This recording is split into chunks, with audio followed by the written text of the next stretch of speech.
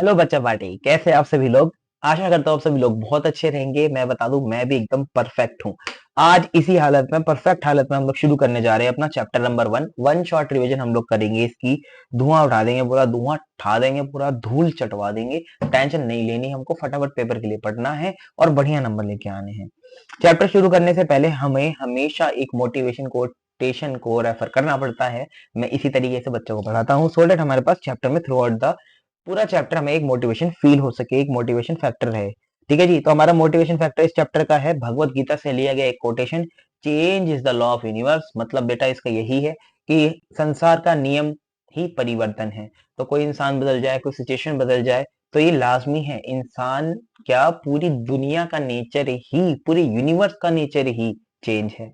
तो हमें उसको एक्सेप्ट करना चाहिए। Never think about your past, always move ahead in your life. चलो भाई, इसके बाद हमारे पास लर्निंग ऑब्जेक्टिव है। ये लर्निंग ऑब्जेक्टिव हम लोग पढ़ेंगे नहीं, इसे हम करेंगे, दुआ हटा देंगे भाई। चलो, पहला हिस्ट्री पढ़ेंगे। हिस्ट्री हमें पढ़नी है कि भारत के अंदर पहले कैसे बिजनेस चला करते थे। तो ऑब्वियसली बात है, पहले हवाई जहाज नहीं थे, तो पानी के रास्ते और रोड के रास्ते बिजनेस हुआ करते थे। तो एक्सपोर्ट जो है हमारे होते थे, एक्सपोर्ट होते थे हमारे लैंड रूट से। लैंड रूट हमारा इंपॉर्टेंट इसलिए था क्योंकि देखो, भारत आप सभी को पता है पहले सोने की चिड़िया हुआ करता था यार। भारत की पहले ऑरा ही अलग थी। तो भारत से ही सारा ट्रेड हुआ करता था पहले, बाकी सारे देश ही गरीब थे यार, भारत बहुत अच्छा था। तो सबसे पहले उसमें जो लैंड रूट है, जो जमीन का रास्ता था, सबसे इंपॉर्टेंट पॉपुलर उस समय वो था सिल्क रूट। सिल्क रूट शुरू कहाँ से होता था, देखो चाइना वाइना में भी दिखा हुआ है, और इधर भी मर्व से आ रहा है। ठीक है जी, और समरकंड से भी आ रहा है, बहुत पीछे से आ रहा है। लेकिन हमारे यहाँ पे भारत के अंदर जो इंपॉर्टेंट था वो टक्सिला था। टक्सिला क्यों था, आज पाकिस्तान में है टक्सिला, आप देख ही सकते हो। इससे देखो कितनी ब्रांच निकली है। टक्सिला से बाहर से भी अंदर बिजनेस आ रहा था भारत में, और भारत से भी बाहर जा रहा था। तो भारत, ये जो बाहर जा रहा है ना, देखो यहाँ पे एक मैं आपको लाइन दिखाता हूँ। ये टक्सिला से तो निकल रही है लाइन, ये वाली लाइन जो खोतन को जाती है। तो सिल्क रूट हमारे लिए बहुत इंपॉर्टेंट था। बलच, जैसे बलूचिस्तान है आज, वही बलच है ये। तो बलच से भी कनेक्ट होता था टक्सिला, आज जो पाकिस्तान में पहुंच चुका है। ठीक है, और ये यहाँ से भी कनेक्ट होके मर्व से, देखो समरकंड से होके काशगंज, तुर्फन, और फिर यहाँ पे जाके एक पॉइंट पे मिलता था जिसका नाम था ज्यूकुआन। ज्यूकुआन खोतन से जाके मिलता था। ये टक्सिला इंपॉर्टेंट था हमारे भारत के लिए। हब था टक्सिला पहले, जब भारत अखंड हुआ करता था जब। ठीक है जी, अब उसके बाद दिल्ली आता था वहां से रूट ये, और रूट दिल्ली से आने के बाद पटना तक जाता था। ये सिल्क रूट था हमारा। तो लैंड रूट में हमें सिल्क रूट को याद रखना है। समझा, मैंने आपको दिया ही, एमसीक्यू में पूछा जा सकता है कि सिल्क रूट था। देखो लिखा हुआ है, silk route was a network of road और land trade routes connecting India to Central Asia. ये आपको याद रखना है कि इंडिया से कहाँ कनेक्शन होता था, सेंट्रल एशिया से, चाइना से, पर्शिया से और यूरोप से। ये सारे पुराने नाम हैं। ठीक है जी, इसके बाद Indian goods like spices, textiles, spices, textiles, ivory and gemstones were carried along this route. तो ये भी आपको याद रखना है, एमसीक्यू के लिए पूछा जा सकता है कि इस रूट पे ज्यादातर क्या ट्रेड होता था। तो सिल्क रूट पे spices, textile, ivory, gemstone carry होते थे। इसके बाद India also serve as a transit hub. मैंने आपको बताया ना टक्सिला, ट्रांसिट हब कौन था, टक्सिला था। टक्सिला क्यों था, मैंने आपको बताया कि टक्सिला एक सेंटर पॉइंट हुआ करता था, जो कॉमन पॉइंट है, जैसे राजी चौक इंटरसेक्शन है ना पूरा मेट्रो स्टेशन में दिल्ली में, उसी तरीके से। चलो आगे देखो, with goods from south east Asia like spices and exotic woods moving west and via India. तो देख ही सकते हो आप, बाहर से जब भी कोई सामान आता था ना, मर्व से आया जैसे मान लो, तो उन्हें समरकंड का रास्ता अगर नहीं लेना तो बलच आते थे, बलच से टक्सिला, टक्सिला से फिर हो जाते थे खोतन, खोतन से ज्यूकुआन, ऐसे करके चलता था। Okay ji, Indian cities like Taxila became major trade stops in this route. Major trade stop याद रखना है भाई, हब है हमारा। तो हब टक्सिला को ही बोला जाता है। तो टक्सिला मेन इंपॉर्टेंट है, जब भी हिस्ट्री से कोई भी क्वेश्चन पूछा जाए तो उसका जवाब टक्सिला होगा ज्यादातर सिनेरियो में। आगे जहाँ पे अलग हो सकता है वो मैं बताऊंगा। सी टाइम ट्रेड रूट्स मतलब सी रूट। तो मेरे टाइम का मतलब क्या होता है, एक ऐसा बिजनेस जो सी से किया जाता है। ठीक है, जहाँ पे कार्गो आता है, बड़ा बड़ा सामान आता है। तो पहले बड़े सामान के लिए प्लेन यूज नहीं होते थे, सी ही यूज होता था। तो सी वाला रास्ता हम लोग देख लेते हैं।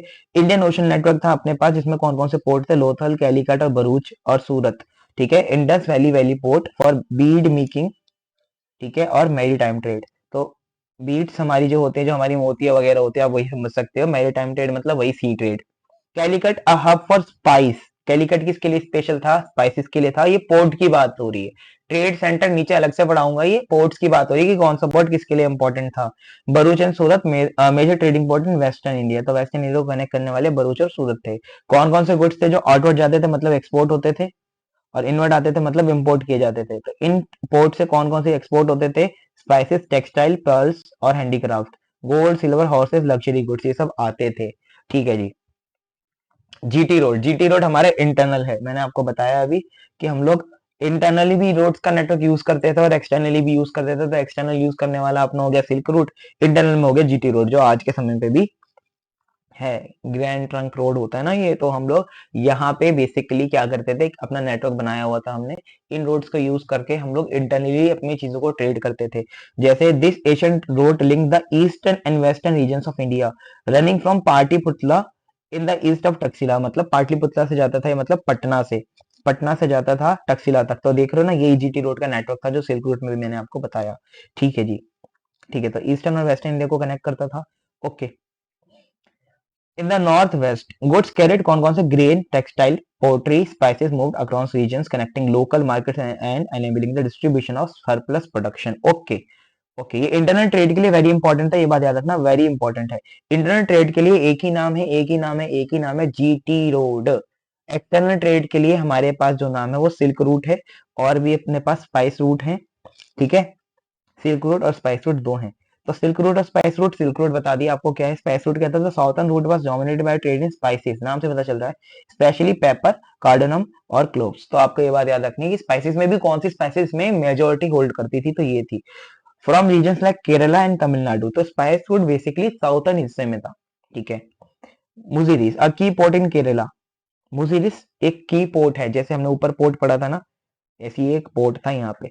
कावेरीपट्टिनम इंपोर्टेंट पोर्ट था तमिलनाडु में फॉर मरी टाइम ट्रेड, मैरीटाइम ट्रेड के लिए कावेरीपट्टिनम हमारा इंपॉर्टेंट पोर्ट था तमिलनाडु में, जहां से पानी वाला ट्रेड होता था। तो साउथर्न में कावेरीपट्टिनम था, और नॉर्थन में आप देख ही सकते हो ऊपर बहुत सारे अपने पोर्ट दे रखे थे, लोथल, कैलिकट, भरूच, सूरत, तो ये सारे हमारे पोर्ट थे। ठीक है। ओके, तो हमने हिस्ट्री में पढ़ा कि काम कैसे होता था पहले, लैंड एंड सी से होता था external trade, internal trade land से ही होता था, और लैंड जहां से इंटरनल ट्रेड होता था होता जीटी रूट, एक्सटर्नल ट्रेड जो होता था वो सिल्क रूट और अपना स्पाइस रूट था। स्पाइस रूट जैसे नाम से पता चल रहा है स्पाइसेस के लिए ही था, सिल्क रूट बहुत सारी चीजों के लिए था जो मैंने अभी आपको ऊपर बताई। इसके अलावा हम लोग मैरी टाइम ट्रेड करते थे जो सी के जरिए होता था, उसमें भी कुछ पोर्ट थे जिनका नाम हमें याद रखना है, लोथल, कैलिकट, भरूच और सूरत। ठीक है। इसके बाद इंडिजिनस बैंकिंग सिस्टम हम लोगों को पढ़ना है। इंडिजिनस बैंकिंग सिस्टम क्या था, जैसे अभी का हमारा बैंकिंग सिस्टम है, ऐसे हमारा पहले बैंकिंग सिस्टम कैसा था और उसने हमें कैसे मदद करी इंटरनल एंड एक्सटर्नल ट्रेड में, मतलब फॉरेन ट्रेड में। चलो, इसने हमें मदद करी लैंडिंग मनी से, भाई बैंक का पहला काम तो पैसे उधार देना ही होता है ना। ठीक है, उसके बाद करेंसी और लेटर्स ऑफ क्रेडिट से भी मदद करी। अब देखो, आज बैंक का काम क्या होता है, आज भी बैंक का काम लोगों को लोन देना होता है और करेंसी इशू करना होता है। पहले आरबीआई तो होता ही नहीं था जो करेंसी इशू करे, आप सभी को पता होगा कि करेंसी आरबीआई इशू करता है। जिन बच्चों को नहीं पता उनको मैं बता दूं, रिजर्व बैंक ऑफ इंडिया, हर एक कंट्री में एक प्राइम एपेक्स बैंक होता है जो करेंसी इशू करता है। हमारी कंट्री में उसका नाम है रिजर्व बैंक ऑफ इंडिया, वो करेंसी इशू करता है। लेकिन पहले ऐसा कोई बैंक नहीं हुआ करता था, तो हमारे जो सारे बैंक थे मेजोरिटी, मतलब गांव गांव में जो एक तरीके से सिस्टम बना उसको बोला गया इंडिजिनस बैंकिंग सिस्टम। ये क्या करते थे, करेंसी इशू करते थे और लेटर्स ऑफ क्रेडिट भी देते थे। ठीक है जी। अभी मैं बताता हूँ आपको ये होता क्या, डिटेल में समझना। इसमें दो चीजें आती थी, हुंडी एंड चिट्ठी। हुंडी एंड चिट्ठी आती थी। हुंडी, मैं आपको सबसे पहले हुंडी कवर कराता हूँ। What is hundi? Hundi is an instrument of exchange that was widely used in the Indian subcontinent. It is a contract that warrants the payment of money, a promise or order that is unconditional. मतलब हुंडी एक ऐसा पर्चा होता है जिसके ऊपर लिखा रहता है कि मैं इसको इंसान को इतने इतने रुपए देने के लिए रेडी हूँ। इसको बोलते हैं हुंडी, जो पहले बहुत यूज हुआ करता था। मॉडर्न डे में समझोगे तो बिल ऑफ एक्सचेंज वाला चैप्टर तो आपके सिलेबस से अब हट चुका है 11वीं क्लास वाले बच्चों के लिए। लेकिन बिल ऑफ एक्सचेंज जैसे आज हम लोग होता है promissory note. Sir promissory note भी नहीं समझ में आता बेटा, आपको चेक तो समझ में आता है। चेक क्या होता है? चेक आज के मॉडर्न टाइम में इसको चेक भी बोल सकते हो हुंडी को आप, क्यों? क्योंकि चेक पे आप क्या करते हो, लिख के दे देते हो, भैया ये नाम है बंदे का, ये अकाउंट नंबर है।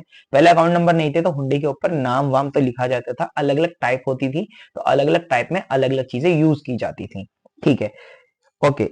Transferable through valid negotiation meaning the hundi could be change hands and can be cash at different location. तो हुंडी का बेसिकली मतलब क्या था, जैसे चेक है बिल्कुल वैसी था। चेक का एक तरीके से दादा था ये पुराने टाइम में, है ना, चेक के बेसिकली इनिशियल फॉर्म था ये।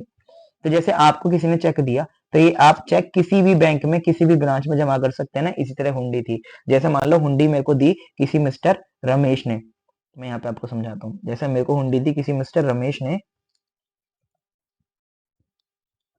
यहाँ समझो, जैसे मान लो रमेश ने मुझे हुंडी दे दी, अब ये हुंडी दी मुझे रमेश ने खारघर से दी, मान लो जगह का नाम है, ठीक है। अब मैं रहता हूँ मान लो मथुरा में, तो मैं मथुरा में भी जाके किसी और व्यापारी से जिसको हुंडी की जानकारी हो, ये हुंडी देके पैसे ले सकता था। तो हुंडी इस तरह काम करती थी, हुंडी एक प्रॉमिस होता था। तो रमेश ने मेरे को क्या किया, प्रॉमिस किया इस कागज पे लिख के दे दे कि भाई मैं आपको 1,000 रुपए पे करूंगा। मैंने हुंडी उससे ली, ये कागज लिया जिसका नाम हुंडी था, ये हुंडी जाके मैंने मथुरा के एक व्यापारी को दे दी, मतलब एक ट्रेडर को दे दी जिसको हुंडी की जानकारी थी। उसने मुझे इसके बदले में 1,000 रुपए दे दिए। फिर उस व्यापारी ने इसका क्या किया, उस व्यापारी ने इस 1,000 रुपए को जाके, जब वो खारगर गया व्यापारी व्यापारी व्यापारी जो होते थे ना वो घूमते ही रहते थे। तो ज्यादातर वो जहां से भी हुंडी कलेक्ट करते थे उस जगह पे जाके बाद में सेटलमेंट करते थे फ्यूचर डेट पे। तो फ्यूचर डेट पे खारगर गया सेटलमेंट करने के लिए, और वहां पे अपनी सेटलमेंट कर ली। 1,000 रुपए वो हुंडी उसको जमा करा के जिसने लिखी थी उससे ले ली। तो ये हमारा हुंडी का पूरा एक तरीके से सिनेरियो था। अब आप चिट्ठी भी समझ लो, चिट्ठी क्या होती है। तो बेटा चिट्ठी क्या होती है, चिट्ठी देखो जैसे मान लो हर गांव में एक होता है सेठ या जमींदार। वैसे हमारी किताबों में यूज किया गया वर्ड सेठ। तो सेठ कौन होता है, जनरली सबसे अमीर आदमी है हमारे पूरे गांव का। तो वो क्या करता था, जैसे लोग थे, लोग बहुत सारे हैं, तो लोगों को ना सिक्योरिटी इशू था, क्योंकि पहले लोगों के पास सोना बहुत होता था, गोल्ड, और गोल्ड को कैरी करना काफी मुश्किल था क्योंकि गोल्ड हैवी होता है, वो मेटल है तो ऑब्वियसली बात है हैवी तो हो गई। तो लोग क्या करते थे, सेठ के पास ना गोल्ड जमा करा देते थे। सेठ इनको ना एक पर्ची देता था जिसको बोलते थे चिट्ठी। ये चिट्ठी क्या करती थी, जब भी हम लोग सोना जमा कराते थे तो ये चिट्ठी दे देते थे। सेठ एक पर्ची लिख के देता था कि भैया ये इतना सोना मेरे पास आया है, फलानी वैल्यू का आया है, इतने रुपए पे आया है, और इस तारीख को आया है, और यहाँ पे सेठ की मोहर होती थी। और ये चिट्ठी इसको दे देता था, तो ये क्या करता था, अपना सोना उसके पास सेठ के पास गिरवी नहीं मतलब जमा करा देता था। गिरवी क्यों रखवाएगा, वो गिरवी भी रखवा सकता था, पैसे भी ले सकता था इसके बदले, लेकिन जनरली लोग जमा करा देते। तो सेठ के पास बहुत सारे लोग सोना जमा कराते थे और चिट्ठी ले जाते थे उसके बदले। ठीक है सर। ऐसी मल्टीपल लोगों ने सेठ के पास अपना गोल्ड रखवाना शुरू किया। तो हुआ क्या, फिर लोगों ने ये चीज देखा कि भाई जब मैं अगले दिन सामान लेने जाता हूँ, मान लो ये शिखर है, शिखर के पास एक चिट्ठी है 1,000 रुपए की। तो ये सामान लेने गया ना, तो इसने क्या देखा कि यार चिट्ठी 1,000 रुपए के बराबर है, तो क्यों ना मैं राजू को, जिससे मुझे सामान लेना है, उसको एक चिट्ठी ही दे दूं, और बोल दूं कि राजू तू चिट्ठी दिखा के सेठ से पैसा ले लियो 1,000 रुपए का। तो मैंने सोना गिरवी रखवाया है ना, उसके बदले तो पैसा ले लियो। कोई बात नहीं, मैंने वहां पे सोना रखवाया है अपना, उसके बदले में ये चिट्ठी ले जा तू, या तो तू सोना ले लियो या तो अपने सेठ से पैसा ले लियो। तो राजू ने कहा हाँ। तो धीरे धीरे करके क्या हुआ, ये जो चिट्ठी थी ना जिसके ऊपर अपना सेठ का नाम लिखा रहता था, सेठ नाम लिख के और साइन करता था गाँव का, तो ये चिट्ठी जो है ना वो लोकली लोकली एक करेंसी की तरह यूज होने लगी बेटा। करेंसी समझते हो ना, जैसे अभी गांधी जी की फोटो लगी रहती है, उस पर आरबीआई गवर्नर लिख के देता है कि भैया मैं प्रॉमिस करता हूँ आपको इतने पैसे देने के लिए। उसी तरह ही पहले सेठ लिख के देता था। तो लोग ना उसी को ट्रेड करने लगे, उसी को ट्रेड करने लग गए आपस में। तो वो गोल्ड रखवा देते थे सेठ के पास, उसके बदले एक चिट्ठी लेते थे, उस चिट्ठी के ऊपर एक वैल्यू लिखी रहती थी, वो वैल्यू वो ट्रेड करने लग गए। तो वो चिट्ठी से ट्रेडिंग करने लग गए सेठ की, एक तरीके से मान लो आप समाज में इज्जत की वजह से, क्योंकि सेठ जो था हमारा वो भरोसेमंद आदमी था, ठीक है, सबको रिस्पेक्टफुल था वो आदमी सबके लिए। तो इसलिए उसके नाम की लिखी हुई चिट्ठी अपना एक तरीके से करेंसी की तरह चलने लगी। यही करेंसी जो आज हमारी चलती है। हम क्यों करेंसी एक्सेप्ट करते हैं एक दूसरे से, हम क्यों नोट ले लेते हैं, जैसे अभी आप मुझे 500 का दोगे तो मैं क्यों लूंगा, क्योंकि उसके ऊपर हमारे गवर्नर का वादा लिखा हुआ है, हम उस पर भरोसा करते हैं। इसी तरह समझ लो, पहले गवर्नर नहीं हुआ करता था तो हर गांव में सेठ हुआ करते थे। तो सेठ के ऊपर भरोसा करके लोग उस चिट्ठी को एक्सेप्ट किया करते थे। ठीक है सर। अब हुंडी की कुछ टाइप्स होती हैं हमारी, मैंने चिट्ठी भी समझा दिया, हुंडी भी समझा दिया। हुंडी की कुछ टाइप होती हैं। हुंडी की मेजोरिटी दो टाइप है, दर्शनी और मुद्दती। दर्शनी मतलब पेबल ऑन साइट, जब मांगा जाएगा, जब आपको देना पड़ेगा। मुद्दती मतलब payable after a certain period, मतलब मान लो जैसे चेक है, तो चेक के ऊपर जो डेट का कॉलम होता है उसमें आप अगर आज की डेट लिखोगे तो वो आज ही पेबल हो जाएगा। लेकिन मान लो अगर आपने चेक में फ्यूचर डेट लिख दी, फ्यूचर डेट, तो वो उस डेट के पहले पेबल नहीं हो सकता बैंक में। आप ये बात जानते हैं। इसी तरह ही हुंडी भी पहले काम करती थी, क्योंकि हुंडी और चेक दोनों एक दूसरे के सगे भाई हैं। बस चेक एक आप मान लो मॉडर्न फॉर्म है, हुंडी एक पूरी एशियन फॉर्म थी। तो उसमें हुआ क्या, ठीक है, तो देखो अब इसमें हुआ क्या कि अगर आपने हुंडी लिख के दी है, उसके ऊपर कोई डेट नहीं लिखी, तो वो दर्शनी हुंडी है।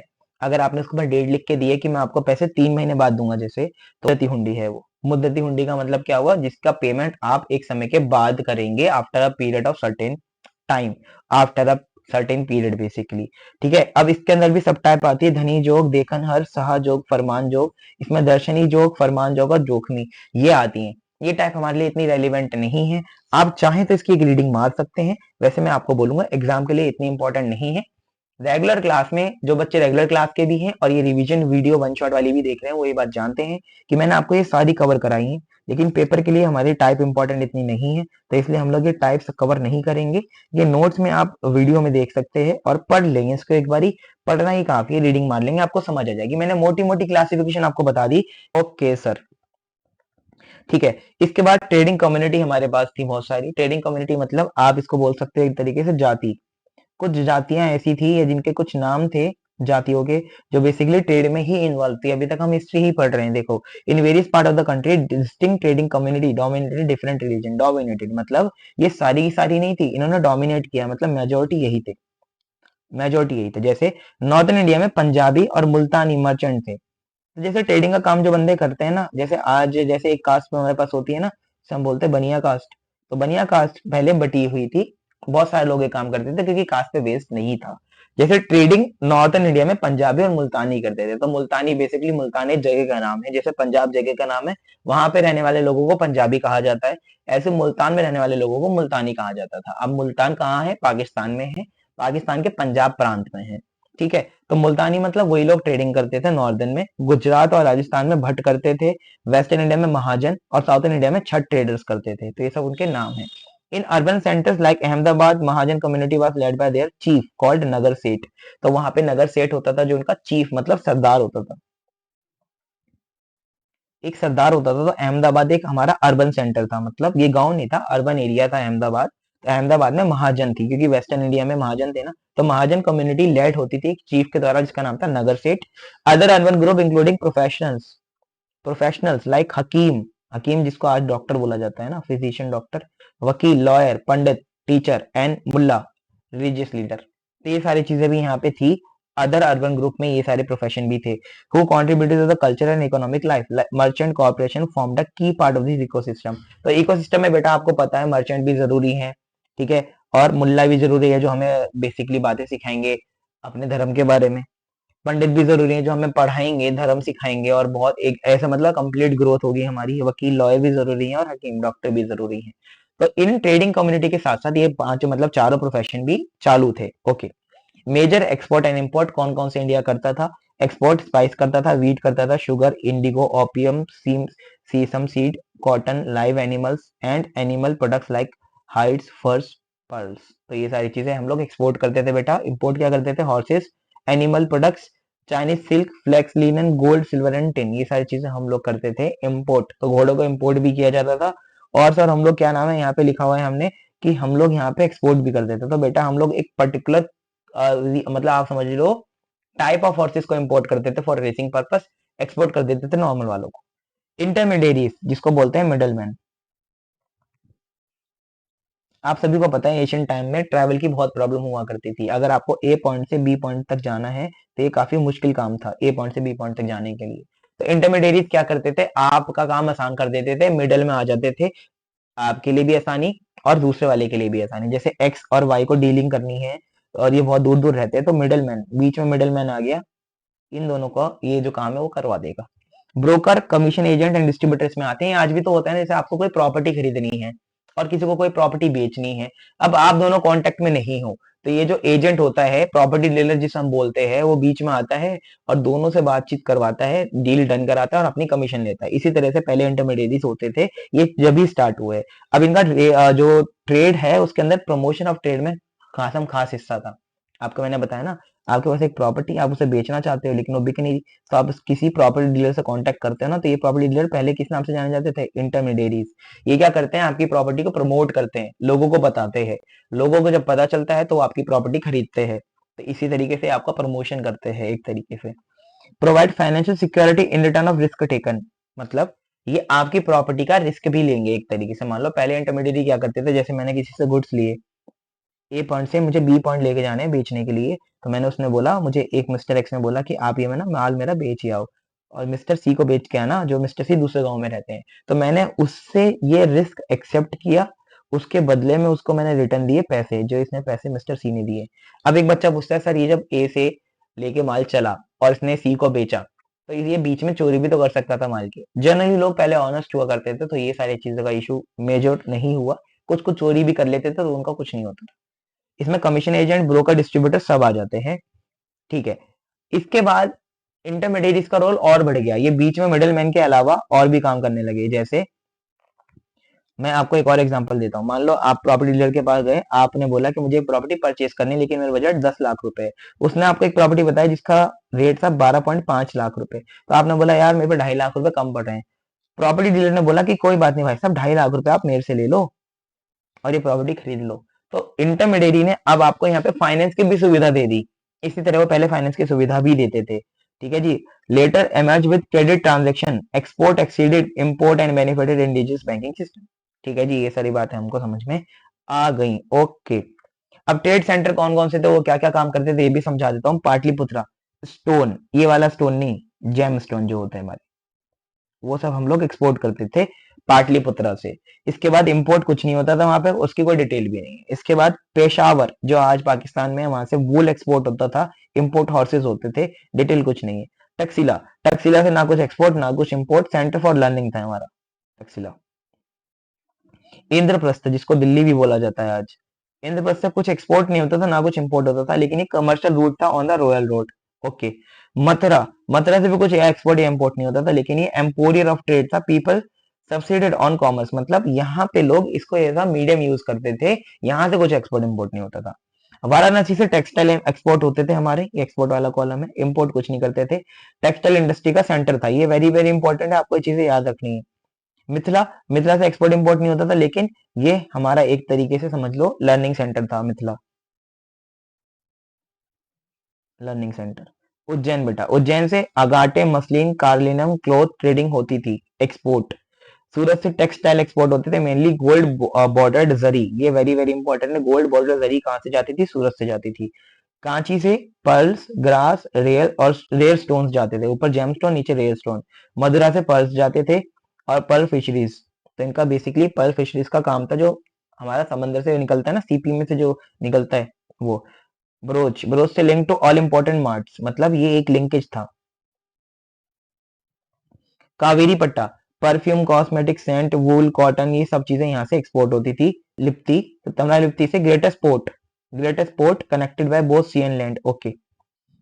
तो बेटा आपको यहाँ पे ना कुछ कुछ एरिया ऐसे दिखाई दे रहे हैं जिसमें एक्सपोर्ट इंपोर्ट कुछ भी नहीं है। वो इसलिए नहीं है बेटा क्योंकि वो कनेक्टेड नहीं था। एक्सपोर्ट के लिए आपको पता है, या तो आपको सी से कनेक्ट होना जरूरी है, या तो आपको ऐसी लैंड से होना जरूरी है, या तो वो सिल्क रूट हो, या तो आपका स्पाइस रूट हो। तो कुछ तो ऐसा रूट हो ना जो कंट्री से बाहर जाता हो। तो वो एरिया जो अपनी कंट्री में ऐसी जगह सिचुएटेड थे जो बिल्कुल मिडल में है, वहां से कुछ भी एक्सपोर्ट नहीं होता था, ना इम्पोर्ट होता था। ठीक है। ये सारी चीजें ना देखो बेटा, आप जब पहली बार पढ़ोगे तो अंडरस्टैंडिंग बिल्ड करने के लिए, जब आप सभी कुछ पढ़ चुके हो, बस अभी हमें फटाफट से सीखना चीजों को और आगे बढ़ना। ठीक है। अब हम लोग शुरू करने वाले कॉन्सेप्ट ऑफ बिजनेस, कि बिजनेस क्या होता है, वेरी वेरी इंपॉर्टेंट तरीके से समझो। बिजनेस होता क्या है? बिजनेस बेसिकली क्या होता है, बिजनेस का लिटरल मतलब है बिजी होना। मतलब क्या होता है, busy. Business is made from the word busy. It is an economic activity with the motive of earning profit through the production and sale of goods and services that satisfy human needs. Economic activity वो activity होती है बेटा जो पैसा कमाने के लिए करी जाती है ना। तो बिजनेस एक इकोनॉमिक एक्टिविटी है, बिजनेस एक इकोनॉमिक एक्टिविटी है जो प्रॉफिट कमाने के लिए करी जा रही है। तो प्रॉफिट कमाना बेसिक सी बात है, पैसा कमाने वाला ही हो गया मोटिव, इसलिए इसको हम लोग इकोनॉमिक एक्टिविटी बोल रहे हैं। Through the production of sale and production and sale of goods, मतलब हम लोग या तो मैन्युफैक्चरिंग करेंगे, गुड्स बनाएंगे अपने आप, या तो उनको किसी और से खरीद के फिर बेचेंगे, लेकिन कमाएंगे profit with sale of exchange, sale, production और exchange of goods and services, जो कि लोगों की वांट्स को सेटिस्फाई करेंगे, वांट्स को सेटिस्फाई करेंगे, आप बोल सकते हो नीड। ठीक है। जैसे मान लो मुझे अभी पेन चाहिए, तो पेन लेने के लिए मैं जाऊंगा मार्केट में, तो एक दुकानदार बैठा होगा, वो दुकानदार एक इकोनॉमिक एक्टिविटी कर रहा है, उसने मेरे को पेन दिया, मेरी वांट सेटिस्फाई करी, उसके बदले में मैंने उसे पैसे दिए जिससे उसने प्रॉफिट कमाया। इस पूरी प्रोसेस को बिजनेस बोला जाता है। ठीक है। बिजनेस डिवाइडेड दो पार्ट में होता है, एक इंडस्ट्री में और एक कॉमर्स में। तो हम बोल सकते हैं business equal to industry plus commerce. Industry का मतलब क्या हो गया, this is the part of business that focus on producing goods. मतलब अगर आप बिजनेस को दो हिस्से में तोड़ो, जहां पे हम लोग एक बार प्रोडक्शन कर रहे हैं, मतलब गुड्स को बना रहे हैं, और एक बार हम लोग प्रोडक्शन हुए हुए गुड्स को मूव कर रहे हैं, या आप समझ लो एक जगह से दूसरी जगह लेके जा रहे हैं, या कोई भी ऐसी सर्विस जो प्रोड्यूस हुए हुए गुड्स को बेचने के लिए जरूरी है वो कर रहे हैं, तो वो कॉमर्स का हिस्सा है। इन दोनों को जोड़ दोगे तो बिजनेस बनेगा। मैंने आपको बताया ह्यूमन एक्टिविटी होती है इकोनॉमिक और non economic. Economic activities are actions that people do to earn money or produce goods and services. These activities contribute to the economy and are done with the goal of making profit or earning a livelihood. ठीक है, मतलब क्या है कि आप ये काम इसलिए कर रहे हो ताकि आप पैसा कमा सको। पैसा कमाने का मतलब बेसिक सी बात यही है कि आप एक अच्छी जीवन यापन कर सको अपना। इसमें क्या लिखा हुआ है एग्जाम्पल में, working job, running a business, farmers या प्रोवाइडिंग सर्विसेज। तो ये सारे एग्जांपल आप इसमें लिख सकते हो कि अगर आप जॉब करते हो तो इकोनॉमिक एक्टिविटी है, बिजनेस करते हो तो इकोनॉमिक एक्टिविटी है, फार्मर जो गेहूं उगा रहा है वो भी एक इकोनॉमिक एक्टिविटी है।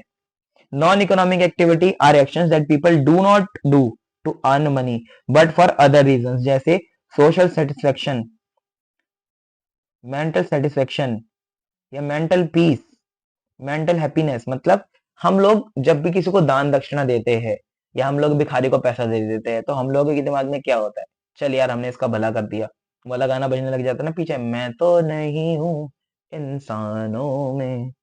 बिल्कुल वही वाली बात है कि आपको मेंटल पीस मिल रही है ये काम करके, आप प्रॉफिट मोटिव से नहीं कर रहे हो, ये प्रॉफिट मोटिव नहीं है, इसका आपका मोटिव पैसा कमाना नहीं है। ठीक है जी। इसमें क्या क्या आ जाता है, हेल्पिंग अदर्स, पर्सनल सेटिस्फेक्शन और हॉबी भी आ जाता है। हॉबी जैसे मान लो मुझे गिटार बजाना पसंद है लेकिन वो पैसों के लिए नहीं बजाता, मेरे को अच्छा लगता है इसलिए मैं बजाता हूँ। ओके सर, इसके एग्जाम्पल हो सकता है वॉलंटियरिंग, मतलब जैसे आपने मंदिर में कोई मान लो भंडारा है, भंडारा बंटवाने के लिए आप भी इसमें लग गए, तो क्या आपको उसके पैसे मिलेंगे? नहीं। इसको बोलता है वॉलंटियर करना, अपनी मर्जी से कोई सोशल अपना काम कर देना। ठीक है। हाउस होल्ड, इसको काट दो, हाउस होल्ड काम है ना, तो जैसे आपने घर में पोछा मारा, झाड़ू लगाई, तो इसके पैसे मिलेंगे क्या? नहीं। लेकिन ये नॉन इकोनॉमिक एक्टिविटी हमारी हो गई। इसके बाद हमारा हो गया helping friends and family. Obvious सी बात है, अगर अपने दोस्तों और घर वालों की मदद करते हो तो ये भी नॉन इकोनॉमिक एक्टिविटीज है। अब मोटी मोटी बात क्रक्स ये है कि economic activity done to earn money, ये इसलिए करी जाती है ताकि पैसा कमाया जा सके। जो पैसा कमाने के लिए किया जाता है उसको इकोनॉमिक एक्टिविटी बोलते हैं, जो नहीं पैसा कमाने के लिए किया जाता है और किसी पर्पज के लिए किया जाता है उसको नॉन इकोनॉमिक बोलते हैं। ओके सर, हमें समझ में आ गया। इसके बाद हमारे पास है कैरेक्टरिस्टिक्स ऑफ बिजनेस। बिजनेस के क्या कैरेक्टर होते हैं, मैं आपको ना बहुत अच्छे से इसको याद भी कराऊंगा। ये जहाँ पे भी आपको पिंक दिमाग दिखे ना, पिंक दिमाग का मतलब है हमने आपके लिए बना रखा है एक कोड। पिंक दिमाग वाला कोड आप याद रखोगे तो आपको चीजें याद हो जाएंगी। चलो मैं आपको समझा देता हूँ फटाफट। कैरेक्टरिस्टिक्स क्या होते हैं, सबसे पहला बिजनेस होने का करेक्टर सबसे पहला ये है कि आप या तो कुछ बना रहे हो या तो कोई चीज आप खरीद रहे हो। सर बना रहे हैं तो उसको आगे सेल करेंगे, किसी से खरीद रहे हैं तो भी आगे आप सेल ही करोगे, बना के बेचोगे तो भी बिजनेस है, और किसी से खरीद के बेच रहे हो तो भी बिजनेस है। सर एक बिजनेस तो ये हुआ कि मैंने ना क्या किया, मैं आपको दिखाता हूँ। एक बिजनेस ये हुआ कि मैंने ना एक पेन बनाया, पेन मैन्युफैक्चर करा, मैन्युफैक्चर करने के बाद वो पेन मैंने सेल कर दिया, उसमें मैंने कमाया प्रॉफिट। ये एक तो हुआ एक बिजनेस। दूसरा बिजनेस टाइप हुआ हमारे पास कि वो पेन बना कोई और रहा है, मैंने क्या किया, उससे परचेज किया 10 रुपए पे, उसे आगे बेच दिया 12 रुपए पे, तो ये भी मेरा बिजनेस हुआ, यहाँ भी मैंने प्रॉफिट कमाया बेटा। तो ये उसको बोलते हैं ट्रेडिंग और इसको बोलते हैं मैन्युफैक्चरिंग, है ना जी। हाँ सर बिल्कुल सही बात है। तो ये दोनों तरीके की चीजें हो या दोनों में से कोई एक हो तो भी आप उसको बिजनेस बोल दोगे। पहला करेक्टर यही है। प्रोडक्शन और प्रोक्योरमेंट, प्रोक्योरमेंट मतलब हो गया परचेज। तो सर परचेज ही लिख दे? नहीं बेटा, अब आप बड़े हो गए हो तो आपको टेक्निकल टर्म्स यूज करना सीखना है, प्रोक्योरमेंट आपको यूज करना है। सेल और exchange of goods and services, तो आपको माल बेचना भी पड़ेगा, बना के खाली कुछ नहीं होगा। यहाँ पे देखो ऊपर क्या लिखा हुआ, बिजनेस इज अबाउट क्रिएटिंग और बाइंग गुड्स और offering services to sell to the others.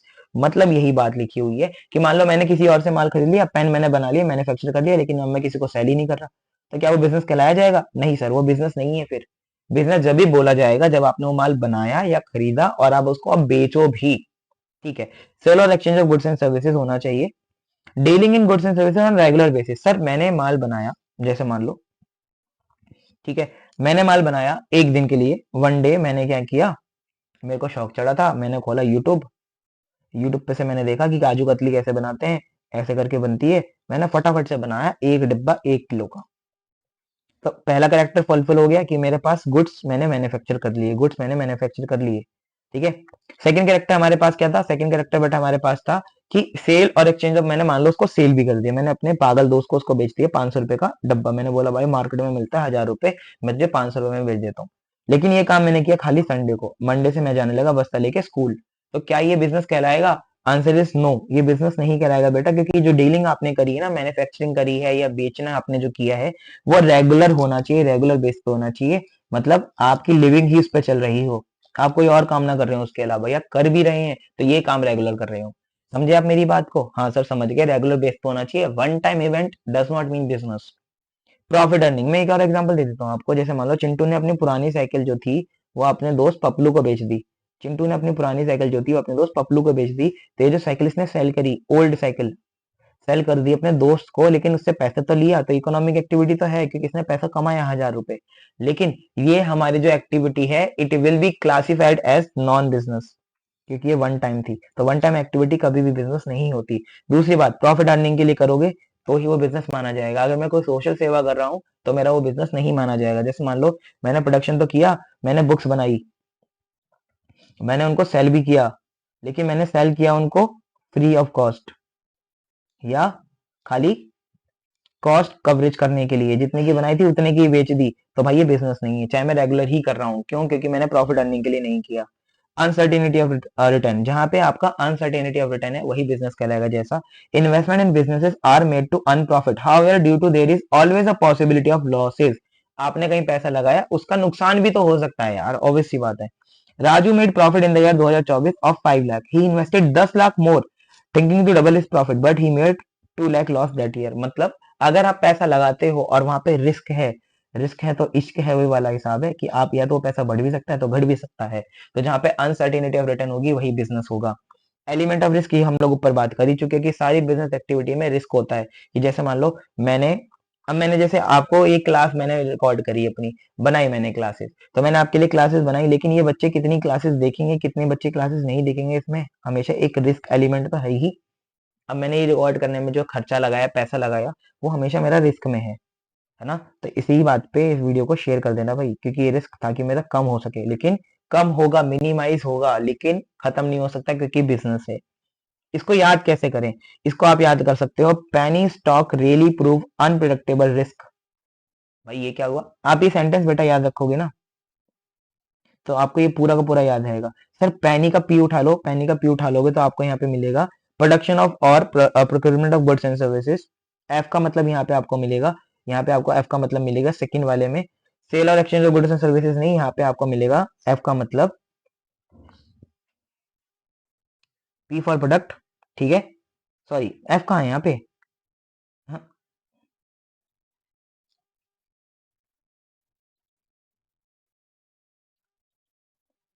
चलो बेटा याद करने का तरीका भी फटाफट देख लो। Penny stock really prove unpredictable risk, इसको याद कैसे करना है, क्या मतलब है? सर इसमें पी का मतलब हो गया हमारा पी फॉर प्रोडक्ट, यहाँ पे स्टॉक का मतलब एस का हो गया एस फॉर सेल, और यहाँ पे आर का मतलब हो गया रेगुलरिटी, मतलब आपको रेगुलर सेल और परचेज करनी है। पी का मतलब यहाँ पे हो गया फॉर प्रॉफिट, यू का मतलब हो गया अनसर्टेनिटी, और यहाँ पे आर का मतलब हो गया रिस्क।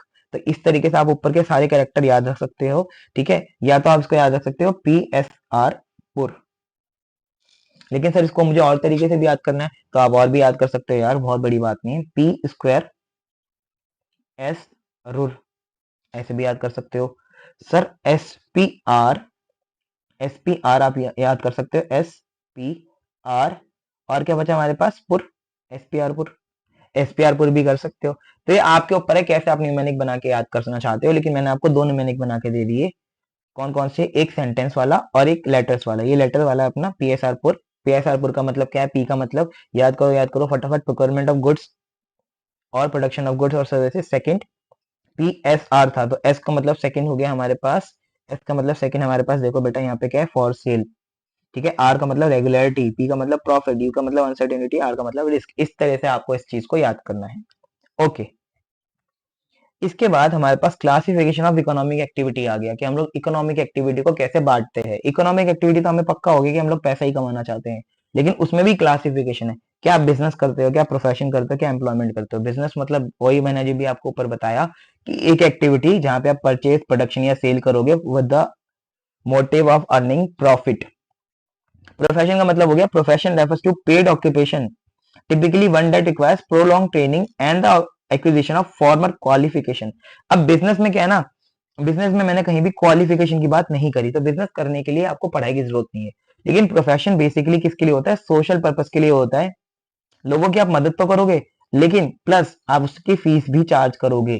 तो इकोनॉमिक एक्टिविटी तो है, लेकिन लेकिन इसके लिए आपको क्या करनी पड़ेगी, क्वालिफिकेशन चाहिए। क्वालिफिकेशन जैसे लॉयर होते हैं, लॉयर आपको कानूनी रूप से आपको बचाते हैं गलतियों से आपकी, ठीक है जी, आपको केस में जितवाते हैं, आपको एक तरीके से लीगल एड देते हैं, हेल्प करते हैं, लेकिन उसके लिए वो पढ़ाई करते हैं जिसे हम लोग बोलते हैं LLB।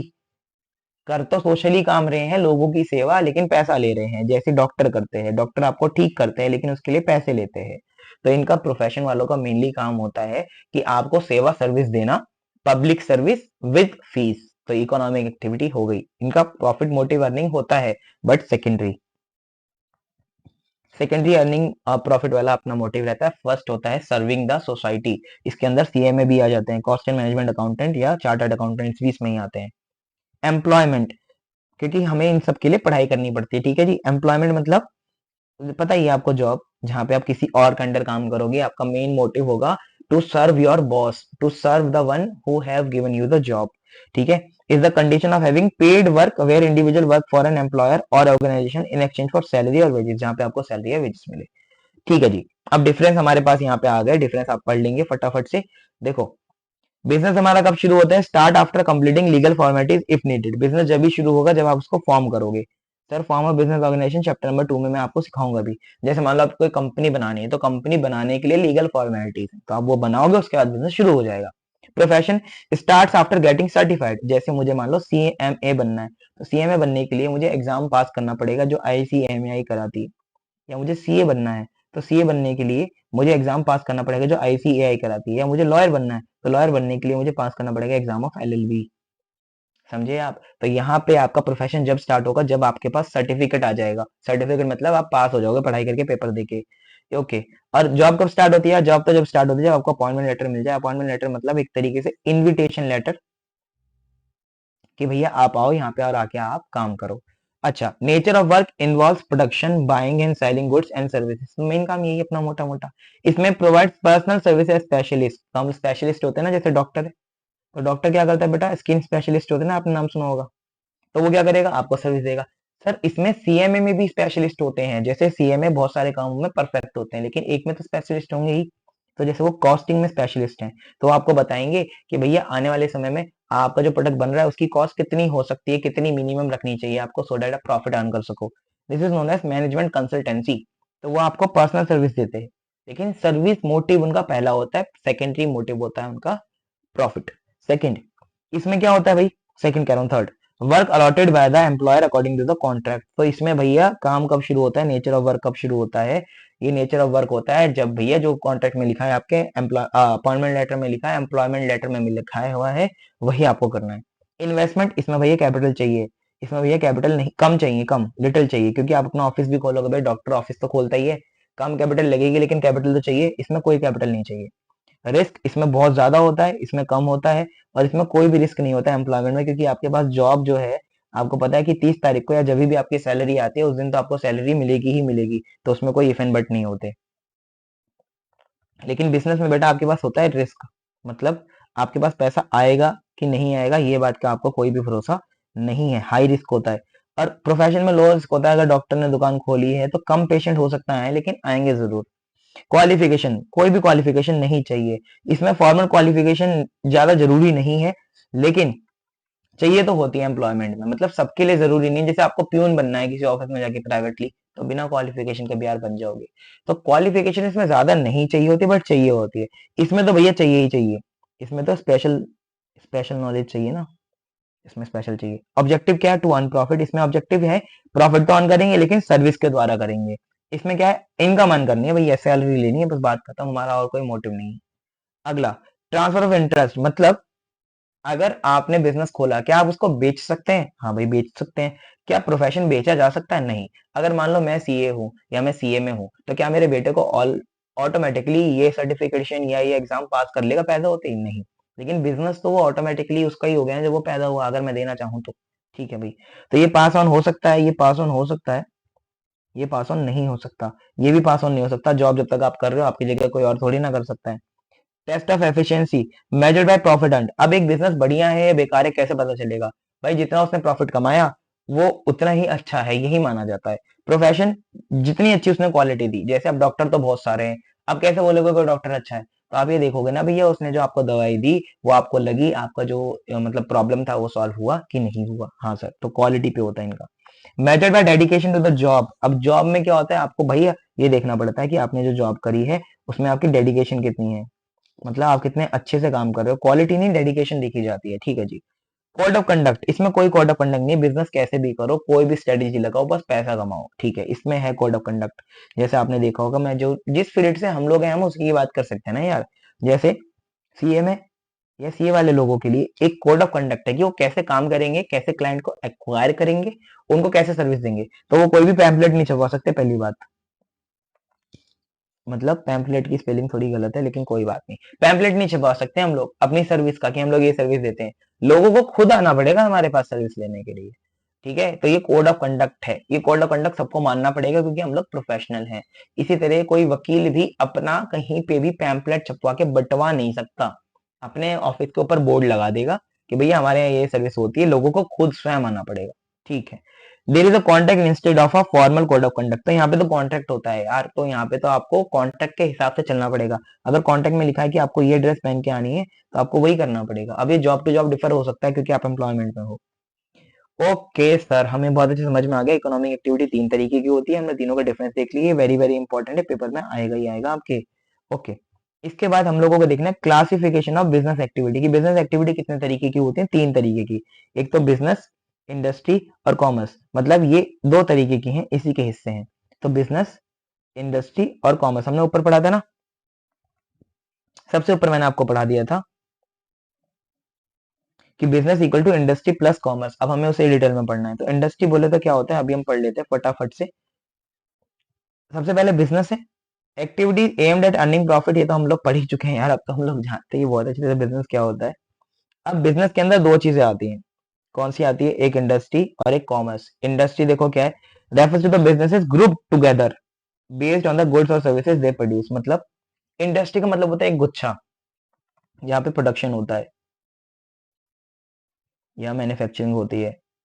जैसे जितने भी लोग वो सब बिजनेस करते हैं, अगर मैं उन सबको एक जगह जोड़ दूं तो उसको इंडस्ट्री बोला जाएगा। जैसे मान लो मैं हूं सचिन हूं, मेरा नाम सचिन है, सचिन सर हो गए अपने, और हमारे पास अभिषेक सर हो गए, कालरा सर हो गए। तो ये सारे जो तीनों सर मैंने आपको बोले, मान लो यही तीनों मार्केट में टीचर हैं कॉमर्स के, तो इन तीनों को अगर मैं मिला दूंगा तो इंडस्ट्री बनेगी।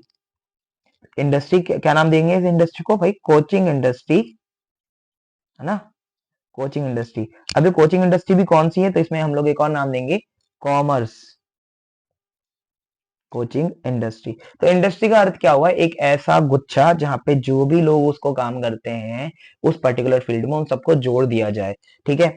इसको बोला जाता है इंडस्ट्री। इंडस्ट्री तीन तरीके की हो सकती है according to the work they do. पहला primary industry, definition activity which are concern with the extraction and production of natural resources. तो सरकार ने बांटा गया है, सरकार ने खुद ही बांटा भाई एक्टिविटीज को। तो पहली एक्टिविटी को बांटा गया प्राइमरी एक्टिविटी में। प्राइमरी एक्टिविटी का मतलब क्या होता है? वो एक्टिविटी जो किस लिए करी जा रही है? Extraction and production of natural resources. या तो हम नेचुरल रिसोर्सेज को निकाल रहे हैं बाहर, या तो उन्हें प्रोड्यूस कर रहे हैं। तो अगर हम ऐसा कोई भी काम करते हैं तो हम लोग आएंगे प्राइमरी इंडस्ट्री में। And reproduction and development of living organism, plants etcetera. अगर हम लोग प्लांट वगैरह का भी कुछ रिप्रोडक्शन कर रहे हैं या रीडेवलपमेंट कर रहे हैं तो हम लोग इसी में आएंगे। जैसे बहुत सारे लोग क्या करते हैं, प्लांट को पालते हैं, है ना, प्लांट पालते हैं। पालते क्यों है? ताकि वो उनको फ्लावर दे, उनको फ्रूट्स दे और उसको वो सेल कर दे। तो इसलिए भी ये सब चीजें भी इसी में आती है। तो नेचर से आप जो भी चीज एक्सट्रैक्ट कर रहे हो ना, वो आप प्राइमरी में डालोगे। सर इसमें पेपर में क्वेश्चन कैसे आते हैं? एमसीक्यू बेस्ड क्वेश्चन ज्यादा आते हैं, जिसमें आपको एक एग्जांपल दे दिया जाएगा और पूछा जाएगा कि कौन सी इंडस्ट्री में आएगा, ये कौन सी इंडस्ट्री का एग्जाम्पल है, ऐसे करके, ठीक है। ओके सर, अब प्राइमरी इंडस्ट्री भी आगे हमारी बटी हुई है दो टुकड़ों में। Extractive industry involve the extraction resources from the earth, water और एयर। ये तो हमें पता ही है कि प्राइमरी इंडस्ट्री का मतलब हम लोग नेचर से कुछ तो ले रहे हैं। फिर हमने एक्सट्रैक्टिव देखा, जहां पे हम लोग नेचर से एक्सट्रैक्ट कर रहे हैं, हम लोग बना नहीं रहे, एक्सट्रैक्ट कर रहे हैं, निकाल रहे हैं। तो इसमें क्या क्या आएगा? माइनिंग कंपनी, मतलब हम लोग माइनिंग करते हैं ना, जिसमें हमें गोल्ड मिलता है, कोल मिलता है, हीरे मिलते हैं। तो हम लोग क्या करते हैं, वो ऑलरेडी गोल्ड अपनी पृथ्वी पे है, हम लोग बस उसको ढूंढ के खोज के निकाल रहे हैं, इसलिए इसको बोलते हैं एक्सट्रैक्टिव इंडस्ट्री। एक्सट्रैक्ट करना मतलब निकालना, ठीक है। Fisherman catching fish from the sea, तो अगर वो मछली पकड़ता है तो भी एक्सट्रैक्टिव ही है। Oil company drilling crude oil from the reserves, मतलब अगर हम लोग ड्रिल करके तेल निकाल रहे हैं नीचे जमीन से, जैसे हम लोग तेल निकालते हैं ना कच्चा तेल, तो वो भी हमारा एक्सट्रैक्टिव इंडस्ट्री में ही आएगा। तो मान लो एग्जांपल आ गया पेपर में कि पेट्रोल बताओ कौन सी इंडस्ट्री में आएगा, पेट्रोल कंपनी कौन सी इंडस्ट्री में आएंगी, तो पेट्रोल कंपनी बेटा आएंगी आपकी प्राइमरी इंडस्ट्री में। क्यों? क्योंकि पेट्रोल जो निकाला जाता है वो एक्सट्रैक्शन है नेचुरल रिसोर्स का, पेट्रोल नेचुरली अवेलेबल है हमारे यहाँ पे, उसको हम लोग एक्सट्रैक्ट कर रहे हैं, कच्चा तेल निकालते हैं, कच्चे से पेट्रोल बनता है। ओके, इसके बाद genetic industry, focusing on breeding and reproduction of plant and animal. तो हमने दो हिस्सों में बांट दिया, एक तो हम लोग जहां से एक्सट्रैक्ट कर रहे हैं, दूसरा हम लोग प्लांट एंड एनिमल वाला काम कर रहे हैं। तो जैसे पोल्ट्री फार्म है मेरा, पोल्ट्री फार्म मतलब मैंने चिकन पाल रखे हैं, ठीक है, और मैंने गाय पाल रखी हैं, गाय से मैं मिल्क लेता हूँ उसे बेचता हूँ, अंडे लेता हूँ, एग्स लेता हूँ उसे बेचता हूँ, तो ये सारी चीजें अगर मैं बेचता हूँ तो मेरा पोल्ट्री फार्म है। पोल्ट्री फार्म और भी बहुत सारे काम करता है, तो इसको जेनेटिक इंडस्ट्री में रखा जाएगा। तो मतलब नेचर से रिलेटेड, और नेचर में भी कौन सा, पौधे और जानवरों से रिलेटेड अगर आप कोई भी काम कर रहे हैं, बेचने, जानवरों को बेचने खरीदने का नहीं होना चाहिए, बस जानवरों से कुछ लेने का काम कर रहे हैं तो वो यहाँ पे आएगा, ठीक है। अब हमारे पास आगे प्राइमरी के बाद सेकेंडरी। तो हमारे पास इंडस्ट्री में तीन इंडस्ट्री है, प्राइमरी, सेकेंडरी और टर्शरी। तो प्राइमरी के अंदर दो थी, वो मैंने कवर करा दी। सेकेंडरी देखो, secondary industries processes material to produce goods for final consumption or for further processing by other industrial units. तो प्राइमरी वाले क्या कर रहे थे, प्राइमरी वाले बेसिकली क्या कर रहे हैं, एक्सट्रैक्शन कर रहे हैं या तो रिप्रोडक्शन कर रहे हैं नेचुरल रिसोर्सेज का, जानवर वगैरह का, ठीक है।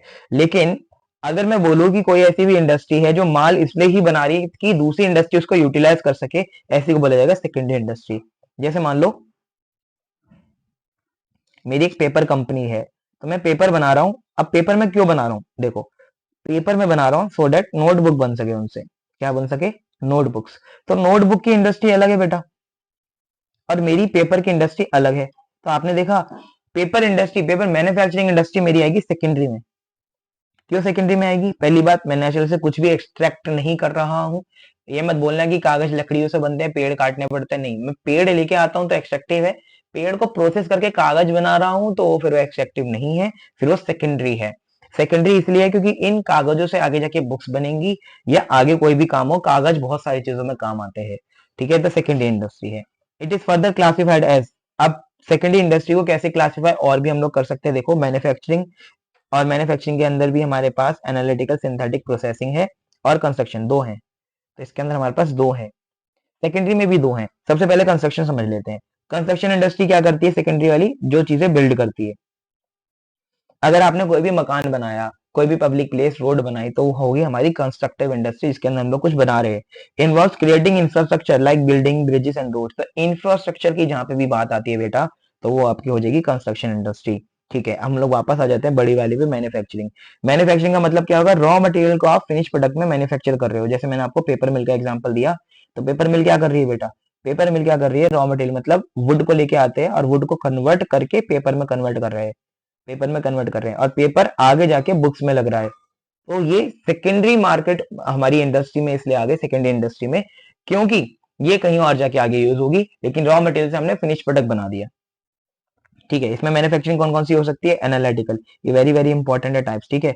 एनालिटिकल मतलब different things are manufactured out of one material, बहुत सारी चीजों को एक ही में से बनाया जाएगा, जैसे petrol, diesel, gasoline out of crude oil. देखो जब हमने क्रूड ऑयल निकाला, जब हमने क्रूड ऑयल निकाला तो हमने एक्सट्रैक्टिव इंडस्ट्री में लिख दिया उसको क्रूड ऑयल, लेकिन जब उसे प्रोसेस करके हमने पेट्रोल में बदल दिया, पेट्रोल में बदल दिया, पेट्रोलियम में बदल दिया, तो वो हमारा आ जाएगा सेकेंडरी में, और उसमें भी कहाँ पे, एनालिटिकल में। लेकिन सर अभी तो आपने ऊपर बोला था कि ये आएगा अपना एक्सट्रैक्टिव में। हाँ, पेट्रोल अगर ऑप्शन में एक्सट्रैक्टिव है, खाली एक्सट्रैक्टिव है तो एक्सट्रैक्टिव ही लगाओगे, लेकिन अगर ऑप्शन में एक्सट्रैक्टिव के साथ साथ सेकेंडरी में एनालिटिकल भी है तो आप एनालिटिकल ही लगाओगे ऑप्शन में। सर लेकिन इसका स्ट्रेट फॉरवर्ड आंसर क्या है, स्ट्रेट फॉरवर्ड इसका आंसर बेटा एनालिटिकल ही है। लेकिन क्योंकि क्रूड ऑयल जिससे पेट्रोल बनता है, उसे एक्सट्रैक्ट करना हमारा प्राइमरी में आता है, इसलिए मैंने वहां बताया था, ठीक है सर। ओके, तो एनालिटिकल का मतलब जहां पे खाली एक ही मटेरियल से मैनी चीज बन रही है, जैसे मिल्क। अब मिल्क देख लो, आपने मिल्क देखा ना, मिल्क हमें कहाँ से मिलता है, सर जेनेटिक से मिलता है मिल्क। लेकिन मिल्क से आप जो बहुत सारी चीजें बना सकते हो, जैसे पनीर वगैरह वगैरह। तो ये सारी चीजें एनालिटिकल में आ जाएंगी, ठीक है। सिंथेटिक, सिंथेटिक में मतलब many raw material are mix to produce one useful product, मतलब पेंट, कॉस्मेटिक एंड सीमेंट। जैसे हम लोग बहुत सारे रॉ मटेरियल को मिला के एक प्रोडक्ट बना रहे हैं। पहले वाले में क्या कर रहे थे, एक में से मैनी निकाल रहे थे, तो ये एनालिटिकल का मतलब क्या हो गया, वन, ठीक है, वन टू मैनी, एक से बहुत सारे। सेकंड का मतलब क्या हो गया, मैनी टू वन, ओके।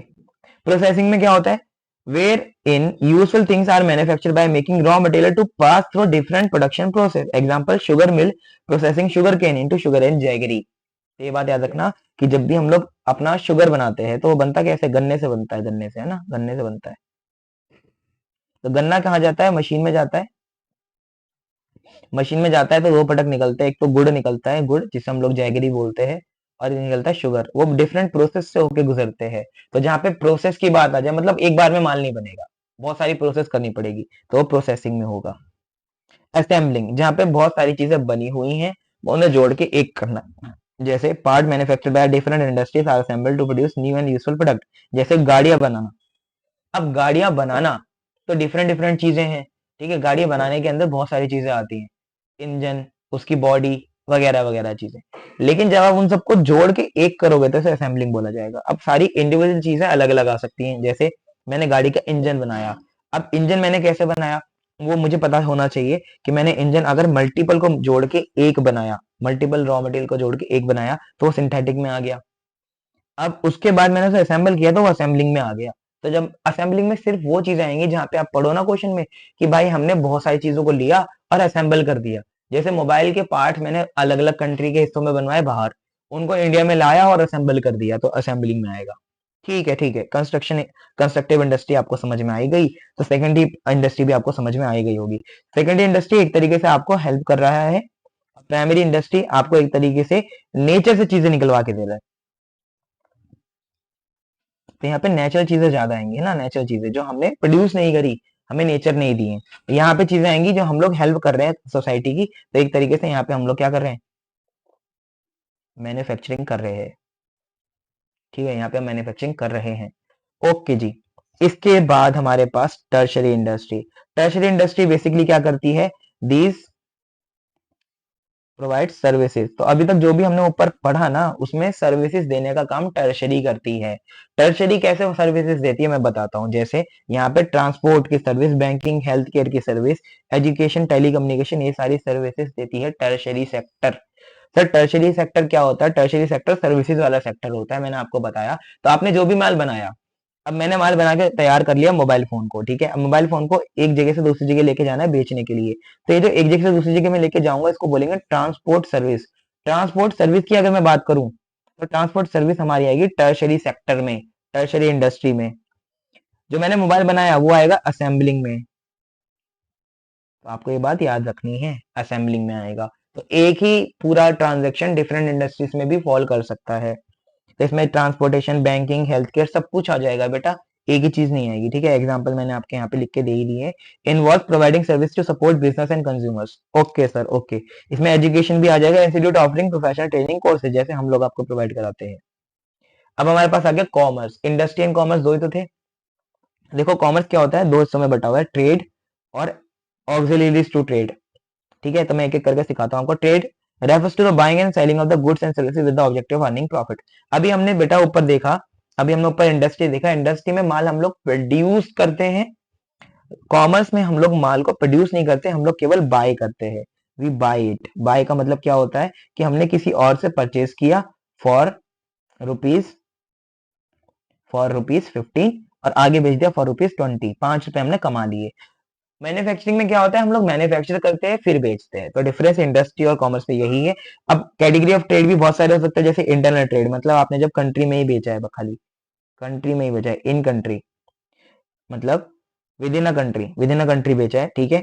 इसके अंदर और भी आ सकते हैं। Internal trade is further classified into two categories, wholesale trade और रिटेल ट्रेड। मतलब होलसेल मतलब जहां पे आप buying and selling of goods in large quantity करते हो, उसको होलसेल बोलते हैं ना। आपने भी सुना होगा होलसेल मतलब जहाँ पे आप माल इकट्ठा खरीदते हो तो वो सस्ता मिलता है हमको। रिटेलर मतलब जहाँ पे आप छोटी क्वांटिटी में खरीदते हो लेकिन महंगा मिलता है, ठीक है। एक्सटर्नल ट्रेड मतलब एक्सपोर्ट, तो एक्सपोर्ट हमारे पास है अब। ट्रेड बिटवीन टू और मोर कंट्रीज, है ना, टू और मोर कंट्रीज होगा तो उसे एक्सपोर्ट बोला जाएगा। एक्सटर्नल ट्रेड की कैटेगरी है एक एक्सपोर्ट, मैंने आपको शॉर्ट में लिख के दे दिया एक्सपोर्ट, लेकिन एक्सटर्नल ट्रेड में और भी चीजें आती है, जैसे इंपोर्ट ट्रेड भी इसी में आता है। Goods are purchase from another country it is called import trade, okay. Export trade, if goods are sold to another country it is called export trade, okay.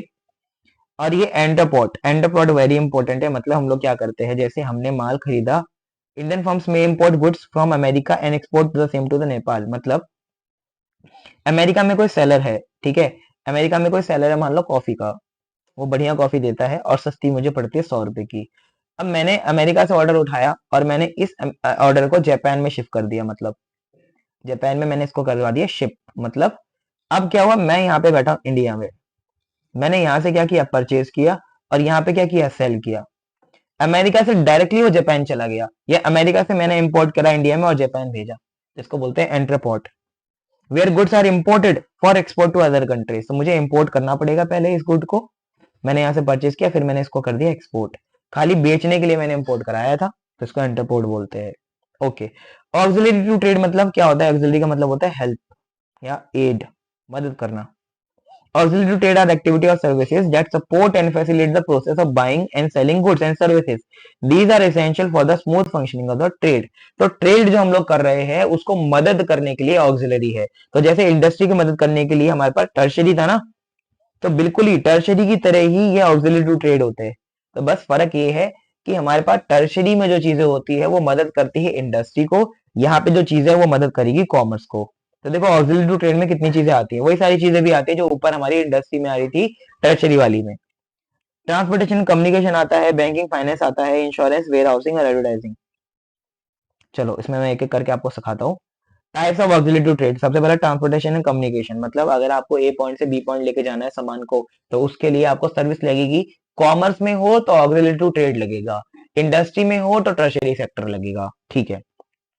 Transport helps in moving goods from one place of production to the place of consumption, मतलब जैसे मान लो मेरे पास एक godown है जहां पे मैं माल store करता हूँ बना के, अब इस स्टोर से कस्टमर तक माल जाएगा, कस्टमर तक माल कैसे जाएगा, एक ट्रक के जरिए जाएगा, तो ट्रक की जो सर्विस है उसे बोलेंगे ऑक्सिलरी टू ट्रेड, क्योंकि मैंने माल खरीद के स्टोर कर दिया था गोडाउन में, अब गोडाउन से माल मैं बेचूंगा कहाँ पे जाके, कस्टमर तक, तो वो ट्रक के जरिए जाएगा, ट्रक की मदद से जाएगा, ठीक है। इसके बाद इसकी इंपॉर्टेंस क्या है, goods are available in the market where they are in demand, तो बेसिक सी बात है, ट्रांसपोर्ट नहीं होगा बेटा, तो ट्रांसपोर्ट नहीं होगा तो आप कोई भी सामान एक जगह से दूसरी जगह नहीं ले जा पाओगे, तो वो बिकेगा कैसे, ठीक है। Banking and finance, bank provide financial assistance and services like loan, credit facility and fund transfer to traders. जैसे मान लो आपको किसी को पैसा करना है ट्रांसफर, तो आप इसको क्या बोलोगे, बैंक ट्रांसफर है ना, आप उसको दोगे चेक, तो चेक क्लियर कौन करा रहा है, आपका चेक क्लियर करा रहा है पीछे बैठ के बैंक, तो बैंक ने आपको क्या मदद दी, बैंक ने आपको मदद दी बेटा एक तरीके से ऑक्सिलरी, मतलब ट्रेड आप करो, ट्रेड के सपोर्ट में आपको जो चाहिए वो हम देंगे, तो बैंकिंग ने आपको वो हेल्प दिया, और अगर आपको पैसे की जरूरत है तो आपको लोन भी मिल जाएगा, ठीक है।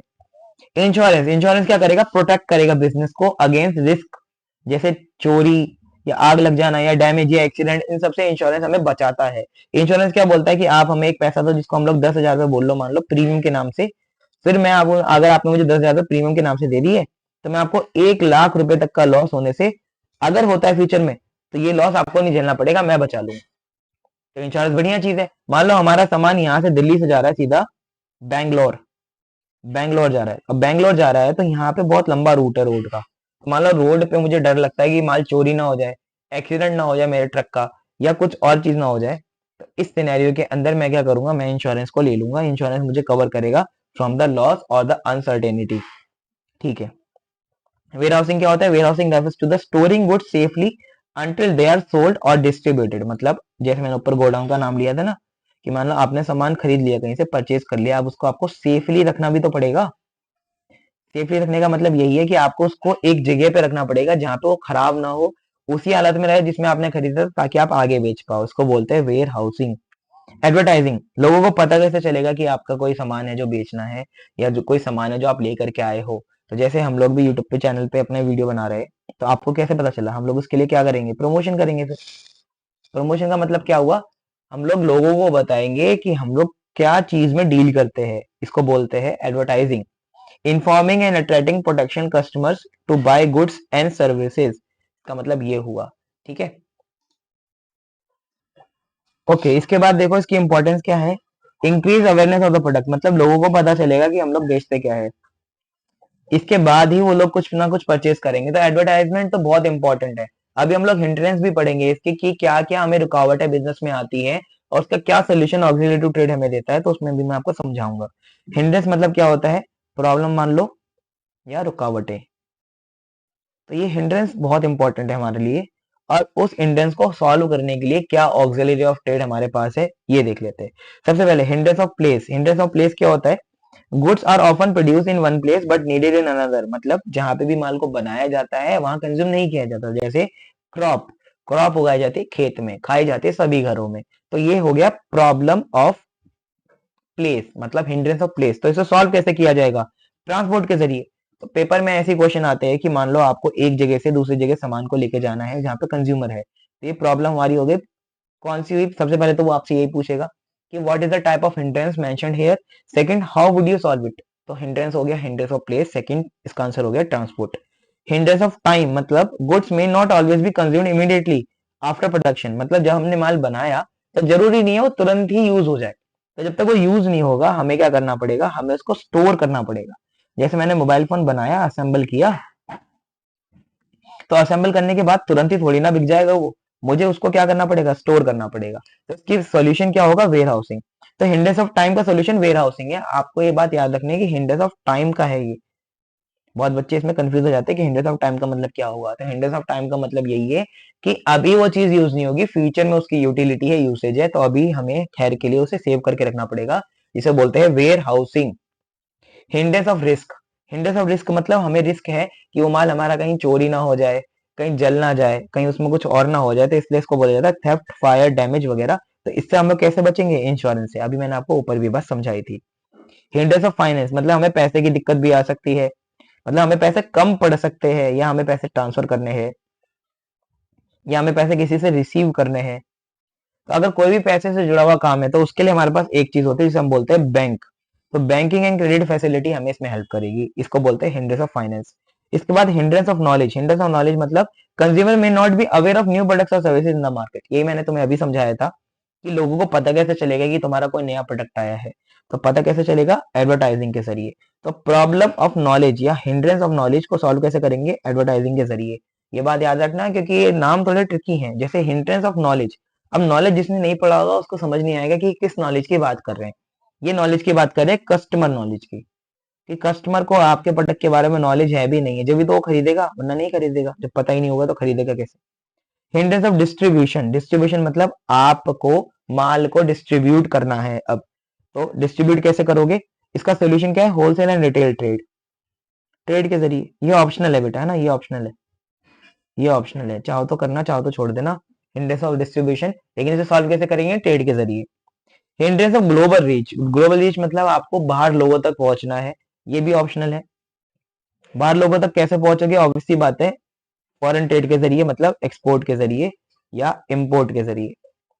ठीक है, तो हमारे ये 7 हिंड्रेंस है मोटे मोटे, जिसमें से 5 आपको मेनली याद रखने हैं, 2 ऑप्शनल है, क्योंकि ज्यादातर स्कूलों में 5 ही हमारे सिलेबस में है, 2 सिलेबस में है ही नहीं। लेकिन डी ओ ई के सिलेबस में सारे सातों हिंड्रेंस हैं, इसलिए मैंने आपको सातों करा दिए। अच्छा, अब इसके अंदर डिफरेंस है industry versus trade versus commerce. फटाफट इसको कवर कर लेते हैं। इंडस्ट्री क्या होता है, प्रोडक्शन ऑफ गुड्स और सर्विसेज, है ना, मैन्युफैक्चरिंग, ये हो गया मैन्युफैक्चरिंग। कॉमर्स मतलब डिस्ट्रीब्यूशन, है ना, बना बनाया माल हम लोग किसी से बाय करेंगे और उसको सेल कर देंगे, उस पर प्रॉफिट कमाएंगे। ठीक है।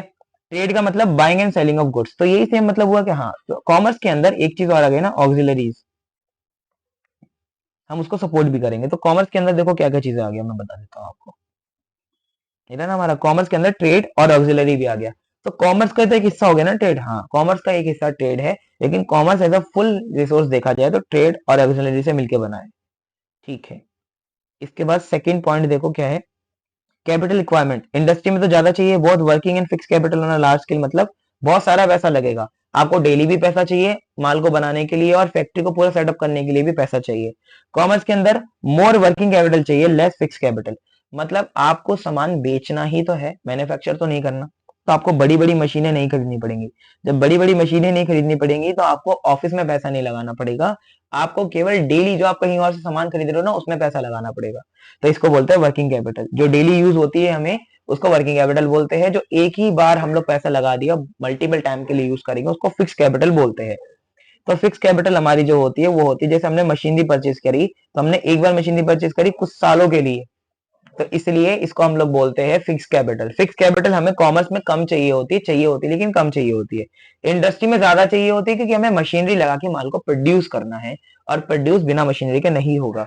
ट्रेड के अंदर require less working capital depending on the nature of the business. अगर मैं खाली माल को खरीदता और बेचता हूँ और वो बहुत कम मात्रा में करता हूँ कि मतलब मान लो मैंने 10 कैलकुलेटर खरीदे एक दिन में और 10 बेच दिए तो मुझे कम पैसे चाहिए, मैं छोटे से भी स्टार्ट कर सकता हूँ commerce. Scope include primary, secondary and service industry, include trade and auxiliary to trade, includes internal trade and external trade। तो सबकी टाइप है बेसिकली यहाँ पे। Creation of utility, create form utility bye transforming raw material into finish product. तो मतलब utility create करता है, ये यूटिलिटी क्रिएट करता है। क्यों? क्योंकि ये माल को बना रहा है, मैन्युफैक्चर कर रहा है। क्रिएट प्लेस यूटिलिटी मतलब माल ऑलरेडी बना हुआ है लेकिन आप तक है नहीं पहुंचा हुआ। तो ये फॉर्म यूटिलिटी मतलब आपके लिए क्रिएशन है, एक माल था ही नहीं इसने बनाया। प्लेस यूटिलिटी मतलब माल तो था लेकिन आप तक इसने पहुंचाया, तो इसलिए इसको बोलते हैं ट्रांसपोर्ट करा मेनली, तो इसलिए इसको प्लेस यूटिलिटी बोलते हैं। और ये पोसेशन यूटिलिटी मतलब ट्रांसपोर्ट किया कहां तक, इसने किया होगा होलसेलर तक, तो कस्टमर तक जो पहुंचाने का काम है वो ट्रेड में होता है, कस्टमर तक पहुंचाना। तो ये दोनों पहुंचाते ही हैं लेकिन कस्टमर तक पहुंचाने का काम ट्रेड करता है। कॉमर्स खाली प्लेस यूटिलिटी क्रिएट करता है। कैसे कि अब क्रिएट हो गया, क्रिएट करने के बाद ट्रांसपोर्ट होगा वो माल, ट्रांसपोर्ट होकर वो गोडाउन पहुंचेगा, गोडाउन से फिर उसको होलसेलर को बेचा जाएगा, होलसेलर रिटेलर को बेचेगा, रिटेलर कस्टमर को बेचेगा। तो इस तरीके से ये ट्रेड में हम लोग पोजेशन यूटिलिटी क्रिएट करते हैं। रिस्क कितना है? मैक्सिमम रिस्क है क्योंकि आपने जो माल बनाया है वो बिक भी सकता है और नहीं भी बिक सकता। इसमें लेस रिस्क होता है क्यों? क्योंकि आप माल वही उठाओगे वहां से जो आपको बेचना होगा कॉमर्स में। इसमें लीस्ट रिस्क होता है क्योंकि आप अपनी दुकान पे लाके वही सामान रखोगे जो आपको बेचना है। तो कॉमर्स और trade almost same to same ही चलते हैं लेकिन इसमें भी मॉडरेट रिस्क होता है, इसमें लीस्ट होता है, सबसे कम इसी में ही होता है। अच्छा ये मत समझना कि रिस्क होता ही नहीं है, होता तो है लेकिन इन तीनों में कंपेयर किया जाए तो इसमें सबसे कम है, हालांकि ट्रेड में भी रिस्क होता है। Mutual dependence, commerce and trade dependent on industry for goods and service to distribute. भाई कॉमर्स और ट्रेड जब तक चलेंगे ही कैसे? जब तक इंडस्ट्री उनको माल बना के नहीं देगी। जबकि commerce relies on trade as trade is major component. Trade without trade commerce and industry can not function. तो मतलब तीनों एक दूसरे से कनेक्टेड है। ठीक है, अब हमारे पास आ गया ऑब्जेक्टिव ऑफ बिजनेस कि बिजनेस हम लोग कर ही क्यों रहे हैं। तो बिजनेस करने के हमारे दो बेसिकली टारगेट हैं। सबसे पहला इकोनॉमिक और सेकंड अपने पास आ गया सोशल। सबसे पहले तो अपना टारगेट वही रहेगा प्रॉफिट कमाना, लेकिन प्रॉफिट कमाने के साथ साथ हम लोग सोसाइटी के बारे में भी सोचते हैं। तो सबसे पहले हमारा टारगेट क्या है? Market standing, the position of an enterprise in relation to its competitor. तो हम लोग सबसे पहले बिजनेस इसलिए कर रहे हैं ताकि हम लोग अपनी मार्केट में स्टैंडिंग मतलब मार्केट में जगह बनाना, एक तरीके से अपना नाम बनाना। तो मार्केट में आप अपना अगर नाम बनाना चाहते हैं तो आपको मार्केट स्टैंडिंग करनी पड़ेगी, उसके लिए आपको बिजनेस करना पड़ेगा। ठीक है। सेकंड इनोवेशन, अगर मान लो आपको इनोवेशन करनी है तो उसके लिए भी आपको बिजनेस करना ही पड़ेगा। जैसे मान लो मैंने ये पेन इनोवेट करके और इसको स्लीक बना दिया और अच्छी इसकी लाइफ बढ़ा दी, तो मैंने क्या किया? इनोवेट किया। जो ऑलरेडी है उसमें चेंजेस करके उसको बेटर बनाने को इनोवेशन बोलते हैं। तो मैंने इनोवेशन कर दिया, अब मैं जब तक इसको सेल नहीं करूंगा तो क्या फायदा मेरी इनोवेशन का ना। तो बिजनेस लोग इनोवेशन जब कर लेते हैं तो भी बनाते हैं अपना बिजनेस, सो डैट वो उस चीज को बेच भी पाए। अब productivity measured by comparing the value of output with the value of input, a business strive for efficiency in using resources to maximum output। तो बेसिकली ऑब्जेक्टिव क्या है बिजनेस का? ताकि हम लोग जो रिसोर्सेज हमारी कंट्री में हैं उनको यूटिलाइज करके कुछ ऐसा बनाए जो लोगों के काम आए, इसलिए भी हम लोग बिजनेस करते हैं। Physical and financial resources, having enough fund and material to produce supply goods and services. तो इसमें बेसिकली हम लोग क्या पढ़ेंगे कि ऑब्जेक्टिव में हम लोग क्या कर रहे हैं, लास्ट हमारा पॉइंट है, सॉरी चौथा पॉइंट है फिजिकल एंड फाइनेंशियल रिसोर्सेज। तो हमें फिजिकल और फाइनेंशियल रिसोर्सेज को मोबिलाइज करते हैं इसमें हम लोग। ठीक है, मोबिलाइज करने का मतलब हमें फंड्स इकट्ठे करने होते हैं, इनफ फंड अपने पास रखने होते हैं ताकि हम लोग सप्लाई कर सकें गुड्स की, मतलब उनको बेच सके, सेल कर सके और प्रोड्यूस कर सके, मतलब मैन्युफैक्चर कर सके। ठीक है, अर्निंग प्रॉफिट लास्ट लिखा हुआ है, बट ये हमारा वेरी वेरी इंपॉर्टेंट है कि हम लोग प्रॉफिट कमाना ही चाहते हैं यार, ये तो हमारी मेन बात है। लेकिन ये सारे ऑब्जेक्टिव भी हमारे ऊपर वाले आप लिख सकते हो, क्योंकि ज्यादा नंबर में भी आ सकता है ना ऑब्जेक्टिव, इसलिए। अब सोशल ऑब्जेक्टिव क्या है? Quality goods and services at fair price. हमारा सबसे पहला ये होना चाहिए कि हम लोग जो भी प्रोडक्ट बना रहे हैं वो फेयर प्राइस पे बिकना चाहिए। हमें पता है कि उसकी कॉस्ट ऑफ प्रोडक्शन क्या है, मतलब वो बनाने में कितना पैसा लगता है अगर बना रहे हैं, या तो हमने उसको बाय किया होगा तो उसे बाय करने में कितना पैसा हमें लगा होगा, ये बात हमें पता होनी चाहिए। उसके बाद हम लोग उसमें अपना मार्जिन ऐड करेंगे, ऑब्वियसली बात है प्रॉफिट ऐड करेंगे। उसके बाद उसको बेचेंगे, लेकिन जो प्राइसिंग है वो फेयर होनी चाहिए। ऐसा नहीं कि आपने उसको बनाया 100 रुपए में या आपने उसको खरीदा 100 रुपए में और आप कस्टमर को उसको 700 रुपए का बेच रहे हो। ऐसा नहीं होना चाहिए। आपको सोशल रिस्पॉन्सिबिलिटी है कि प्रॉफिट ज्यादा कमाने के साथ साथ आपको प्राइसिंग भी अपनी फेयर रखनी है। Avoidance of anti social and unfair trade practice, मतलब hoarding, black marketing and adulteration, मतलब आप मिलावट मत कीजिए और ब्लैक मार्केटिंग भी मत कीजिए। आपको वही चीज बतानी है जो आपके प्रोडक्ट में है, उसमें कोई भी मिलावट नहीं करनी। आपको मतलब ट्रू और बढ़िया प्रोडक्ट कस्टमर को देना है। जनरेशन ऑफ एम्प्लॉयमेंट, जब भी आप अपना बिजनेस स्टार्ट करेंगे तो आप लोगों को जॉब भी प्रोवाइड करेंगे। ये भी आपका ऑब्जेक्टिव होता है बहुत सारे लोगों का। एक कंपनी का ऑब्जेक्टिव जब वो बड़ी हो जाती है ना तो बदल जाता है, तो वो सोशल की तरफ ज्यादा हो जाता है, क्योंकि जब बड़ी कंपनियां हैं वो प्रॉफिट तो कमा ही रही हैं, वो सोशल की तरफ ज्यादा इंक्लाइन हो जाती हैं। तो जॉब क्रिएशन करती है। जॉब क्रिएट कैसे करती है? जब भी मैंने एक बिजनेस खड़ा किया तो मेरे को लोगों की जरूरत होगी, लोगों को मैं हायर करूंगा, इसको बोलेंगे job creation, generation of employment भी बोल सकते हैं। इसके बाद community service, a business should contribute to the community by providing services that improve quality of life such as hospital, school और लाइब्रेरीज। अगर आपका बिजनेस बहुत अच्छा चल रहा है, जैसे टाटा कंपनी है, तो टाटा कंपनी का बहुत सारे हॉस्पिटल भी हैं, स्कूल भी हैं, और वो बहुत जगह फ्री में मेडिसिन भी बांटते हैं। तो ये सब चीजों को क्या कर रहे हैं? कम्युनिटी सर्विस कर रहे हैं, जहां से कमाया वहीं पे उनको दे रहे हैं वापसी। ये भी इंपॉर्टेंट है हमारे लिए एज अ बिजनेस। ओके, तो अब हमें ये याद करना है, तो कैसे करेंगे? माइस प्रॉफिट एंड सर्विस। माइस में क्या क्या आ गया? MICE, और पी का मतलब हो गया प्रॉफिट, मतलब प्रॉफिट का मतलब यहाँ पे पी, सर्विस का मतलब हो गया हमारा S और C। कम्युनिटी सर्विस, ऑब्वियस सी बात है। तो आप यहाँ पे समझ गए। माइस मतलब क्या हो गया? M का मतलब मार्केट स्टैंडिंग, I का मतलब इनोवेशन, सी का मतलब हमारा हो गया क्रिएशन ऑफ प्रोडक्टिविटी, ई का मतलब हो गया हमारा अर्निंग प्रॉफिट। ठीक है, ये तो हो गया माइस। माइस, इसके बाद हम लोग क्या लिखेंगे? माइस हो गया 1 2 3 4, इसके बाद प्रॉफिट, पी फॉर प्रॉफिट, इसका मतलब क्या हो गया? Physical and financial resources, profit. इसके बाद सर्विस, सर्विस के अंदर हमारे पास एस और सी आ गया, सर्विस। सोशल ऑब्जेक्टिव्स, उसमें सारी चीजें आप लिख लेना, सोशल ऑब्जेक्टिव का अलग कोड बना लेना, quality, anti social practices, employment, welfare and community service. इसके अंदर सब चीज लिख लेना। सोशल में, सर्विस में, मतलब सब कुछ आ जाना चाहिए आपका, कुछ भी चीज बचनी नहीं चाहिए। तो आप ऐसे याद कर सकते हैं इसको, माइस सर्विस। माइस में आपका पूरा ये आ गया, ठीक है, फिजिकल एंड फाइनेंशियल रिसोर्सेज से ऊपर ऊपर तक आ गया। प्रॉफिट में आ गया, तो माइस प्रॉफिट आपका हो गया इकोनॉमिक, और सर्विस मतलब सोशल वाला। सोशल वाले का कोड अलग बना लेते हैं, चलो। सोशल वाले में है क्या क्या हमारे पास? Quality, QAGEC, QAG, QAGEC। तो आप ऐसा कर सकते हो, ये कोड आप बना लो खाली उसके लिए, सोशल के लिए। और इकोनॉमिक के लिए आप बना लो माइस प्रॉफिट, माइस प्रॉफिट, QAGE से, या तो आप सर्विस याद कर सकते हो, वो आपकी अपनी मर्जी है। इसके बाद बिजनेस रिस्क, हमें डिटेल में भी पढ़ना है कि बिजनेस रिस्क होते क्या है। अभी तो हमें यही पता है कि बिजनेस रिस्क होते हैं कि पैसा ऊपर जा सकता है, नीचे जा सकता है, लेकिन उसके कारण क्या है ये भी तो पढ़ना पड़ेगा। देखो, इसके कारण क्या क्या है मैं आपको बता देता हूँ। कारण, सबसे पहला नेचुरल कॉजेस। हमें ये पता है कि हमारा प्रॉफिट बिजनेस का जो है वो कभी ऊपर जाता है कभी नीचे जाता है। उसके कारण सबसे पहला नेचुरल हो सकता है, जैसे हमारे यहाँ पे अगर मान लो फ्लड आ गया, अर्थक्वेक आ गया, लाइटनिंग हो गई, बिजली गिर गई, हैवी रेन हो गई, या फेमिन हो गई, इनमें से कोई भी चीज ऐसी हुई जो हमारे कंट्रोल से बाहर थी। नेचुरल कॉजेस हमारे कंट्रोल से बाहर होते हैं, कंट्रोल से आउट होते हैं, है ना, हमारे कंट्रोल से ज्यादातर आउट होते हैं। तो अगर ये हमारे कंट्रोल से आउट वाली चीजें होती है तो ये नेचुरल कॉजेस कहलाता है, जिसकी वजह से हमारा प्रॉफिट ड्रेस्टिकली नीचे गिर सकता है। मान लो जिस एरिया में मेरी दुकान थी वहां पे फ्लड आ गई, फ्लड आने के बाद मेरा बिजनेस चला ही नहीं, तो मेरे को तो लॉस होगा ही होगा। अब ये रिस्क जो था वो क्यों आया? नेचुरल रिसोर्सेज की, सॉरी, नेचुरल कॉजेज की वजह से। नेचुरल कॉजेज या नेचुरल क्लैमिटी भी आप इसको बोल सकते हो, MCQ में जो भी बोला जाएगा ये केस स्टडी भी इसके ऊपर आ सकती है। उसमें बोला जाएगा कि मान लो एक बिजनेस था जो फ्लड की वजह से अब चलना बंद हो गया, तो आप इसमें यही चीज लिखेंगे कि फ्लड की वजह से अगर चलना बंद हुआ है तो नेचुरल कॉजेस की वजह से बंद हुआ है। ठीक है।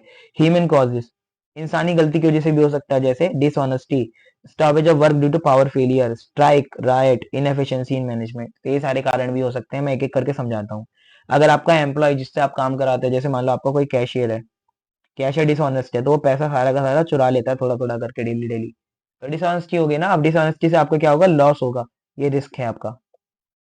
ठीक है। Stoppage of work due to power failure, अगर पावर फेलियर हो गया तो लोगों ने काम करना ही बंद कर दिया, तो ये हमारा हो गया ह्यूमन कॉजेस। ठीक है। इसके बाद बहुत सारे लोग स्ट्राइक भी करते हैं। स्ट्राइक का मतलब वो लोग काम करना बंद कर देते हैं क्योंकि उनकी कुछ बातें सुनी नहीं जाती है, तो स्ट्राइक की वजह से भी ये ह्यूमन में ही आएगा। इसके बाद राइट हो गए, दंगे हो गए, या इनएफिशिएंसी इन मैनेजमेंट है, मतलब बंदे पूरे हैं लेकिन काम नहीं करके देते, तो इनएफिशिएंट है।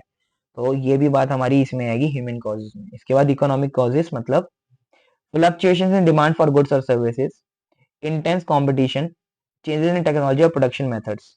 तो ये सारी चीजें भी हो सकती हैं। इकोनॉमिक मतलब कुछ भी बदलाव हो सकता है। आपको पता है कि हमारे यहाँ पे अभी ट्रेंड चलते हैं, अगर आपने जो चीज बना रहे हो उसका ट्रेंड एकदम चला जाए, डाउन हो जाए, खत्म हो जाए, तो वो चीज बिकेगी थोड़ी ना फिर। तो ये चीज आपको ध्यान रखनी है कि आप भी जो भी चीज करते हो उस चीज का ट्रेंड होना चाहिए। इकोनॉमिक कॉज हो जाएगा अगर वो ट्रेंड चला गया और आपकी सेल घट गई। इसके बाद जो भी कॉज बचे, इनमें जो ऊपर तीनों में नहीं आते वो अदर में आएंगे।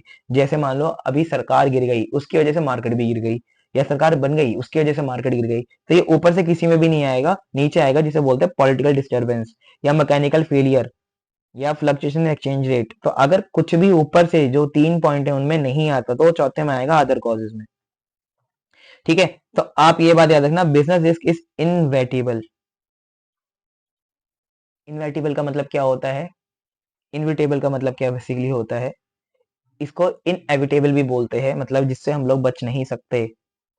बच नहीं सकते मतलब रिस्क तो देखो बेटा बिजनेस में होते ही हैं, तो रिस्क की वजह से ही आपको रिवॉर्ड मिलता है। जो रिस्क लेते हो ना, जो रिस्क लेते हो उसकी वजह से आपको रिवॉर्ड मिलता है, प्रॉफिट। तो business is a game of risk and reward. ठीक है।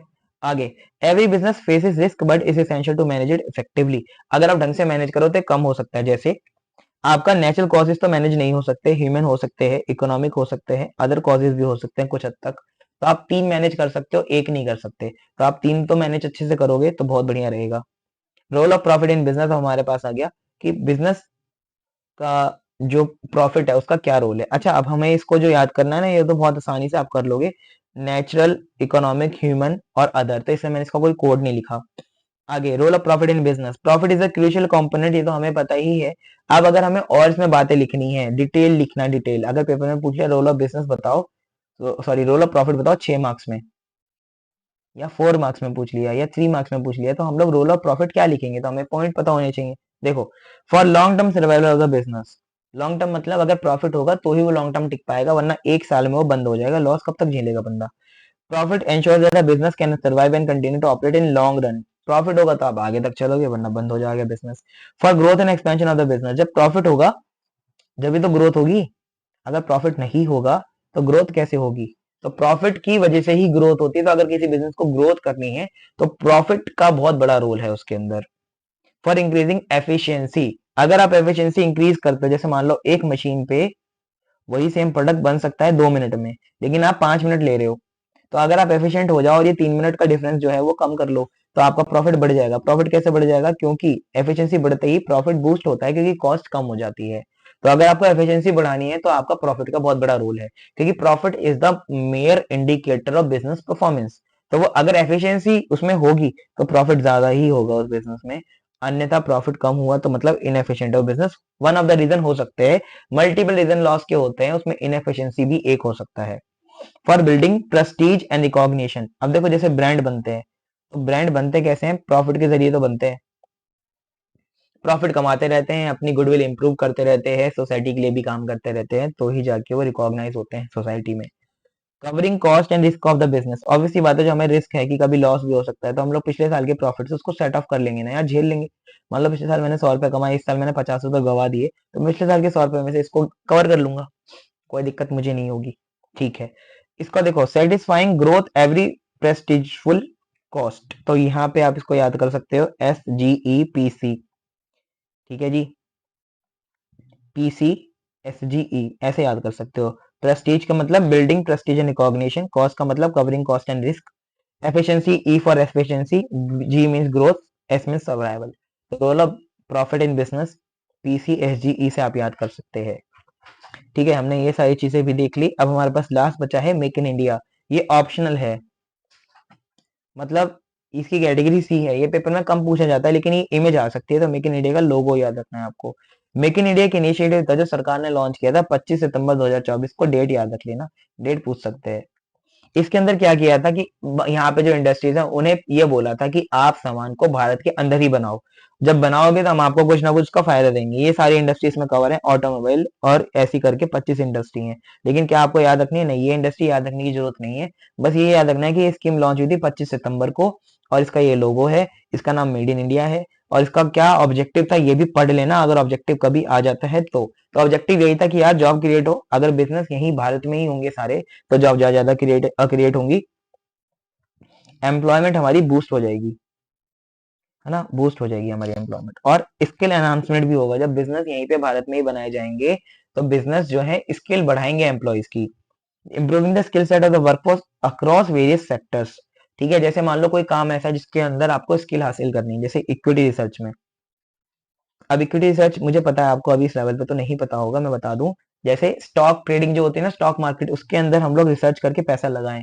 अगर आप इसको प्रोफेशन की तरह बनाना चाहते हैं, बाद में इसमें ही काम करना चाहते हैं, तो इसको सीखने के लिए आपको बहुत सारी इंटरनेशनल बैंक के पास जाना पड़ता है, क्योंकि वही ये काम करती हैं, यहाँ पे तो है नहीं। तो अगर ये मेक इन इंडिया होता तो मेक इन इंडिया की वजह से आप इस चीज को यही सीख पाते, तो आपकी स्किल एनहांसमेंट होती, बाहर नहीं जाना पड़ता। ठीक है, बूस्टिंग डोमेस्टिक मैन्युफैक्चरिंग, अगर माल यहीं पे बनेगा तो मैन्युफैक्चरिंग हमारी बेहतर होगी, मैन्युफैक्चरिंग यूनिट्स लगेंगी और भारत मैन्युफैक्चरर फिर से बच जाएगा, क्योंकि अंग्रेजों के आने से पहले तो भारत मैन्युफैक्चर ही था। चौथा पॉइंट भी आप लिख सकते हैं यहाँ पे, ग्रोथ, कि भारत ग्रो भी करेगा। तो इसके अंदर बहुत सारे पॉइंट आ सकते हैं। 25 इंडस्ट्री हैं, 25 इसमें मतलब बेसिकली सारी चीजें ही कवर है, ऐसी कोई इंडस्ट्री नहीं है जो मेक इन इंडिया में कवर नहीं थी। तो मैंने आपको चैप्टर कंप्लीट करा दिया, हालांकि बहुत बड़ा चैप्टर था हमारा, चैप्टर नंबर 1 काफी बड़ा चैप्टर है हमारा ये, और ये अच्छे खासे नंबर का आपके एग्जाम में पूछा जाएगा। ये रिवीजन वन शॉट वाली हमने कंप्लीट कर ली। अब हम लोग नेक्स्ट क्लास में चैप्टर नंबर 2 करेंगे। चैप्टर नंबर 1 में स्टिल अगर कोई डाउट होता है तो you can always comment down below. ठीक है, ओके, तो हमने सारी चीज इसमें कवर कर ली, अब कुछ भी इसमें शेष नहीं बचता है जो हमें कवर करना है। न्यूमेनिक की एक आप अलग शीट बना लेना जिसमें आप खाली न्यूमेनिक लिखें, और उसको अलग से मेंटेन करना, सो दैट एग्जाम के समय पर आप उसको रिवाइज कर सके। ठीक है, ये रिवीजन आपको एग्जाम में ही हेल्प करने के लिए वैसे बनाई गई है। चलो अब हम लोग अगली क्लास में मिलेंगे फॉर चैप्टर नंबर 2।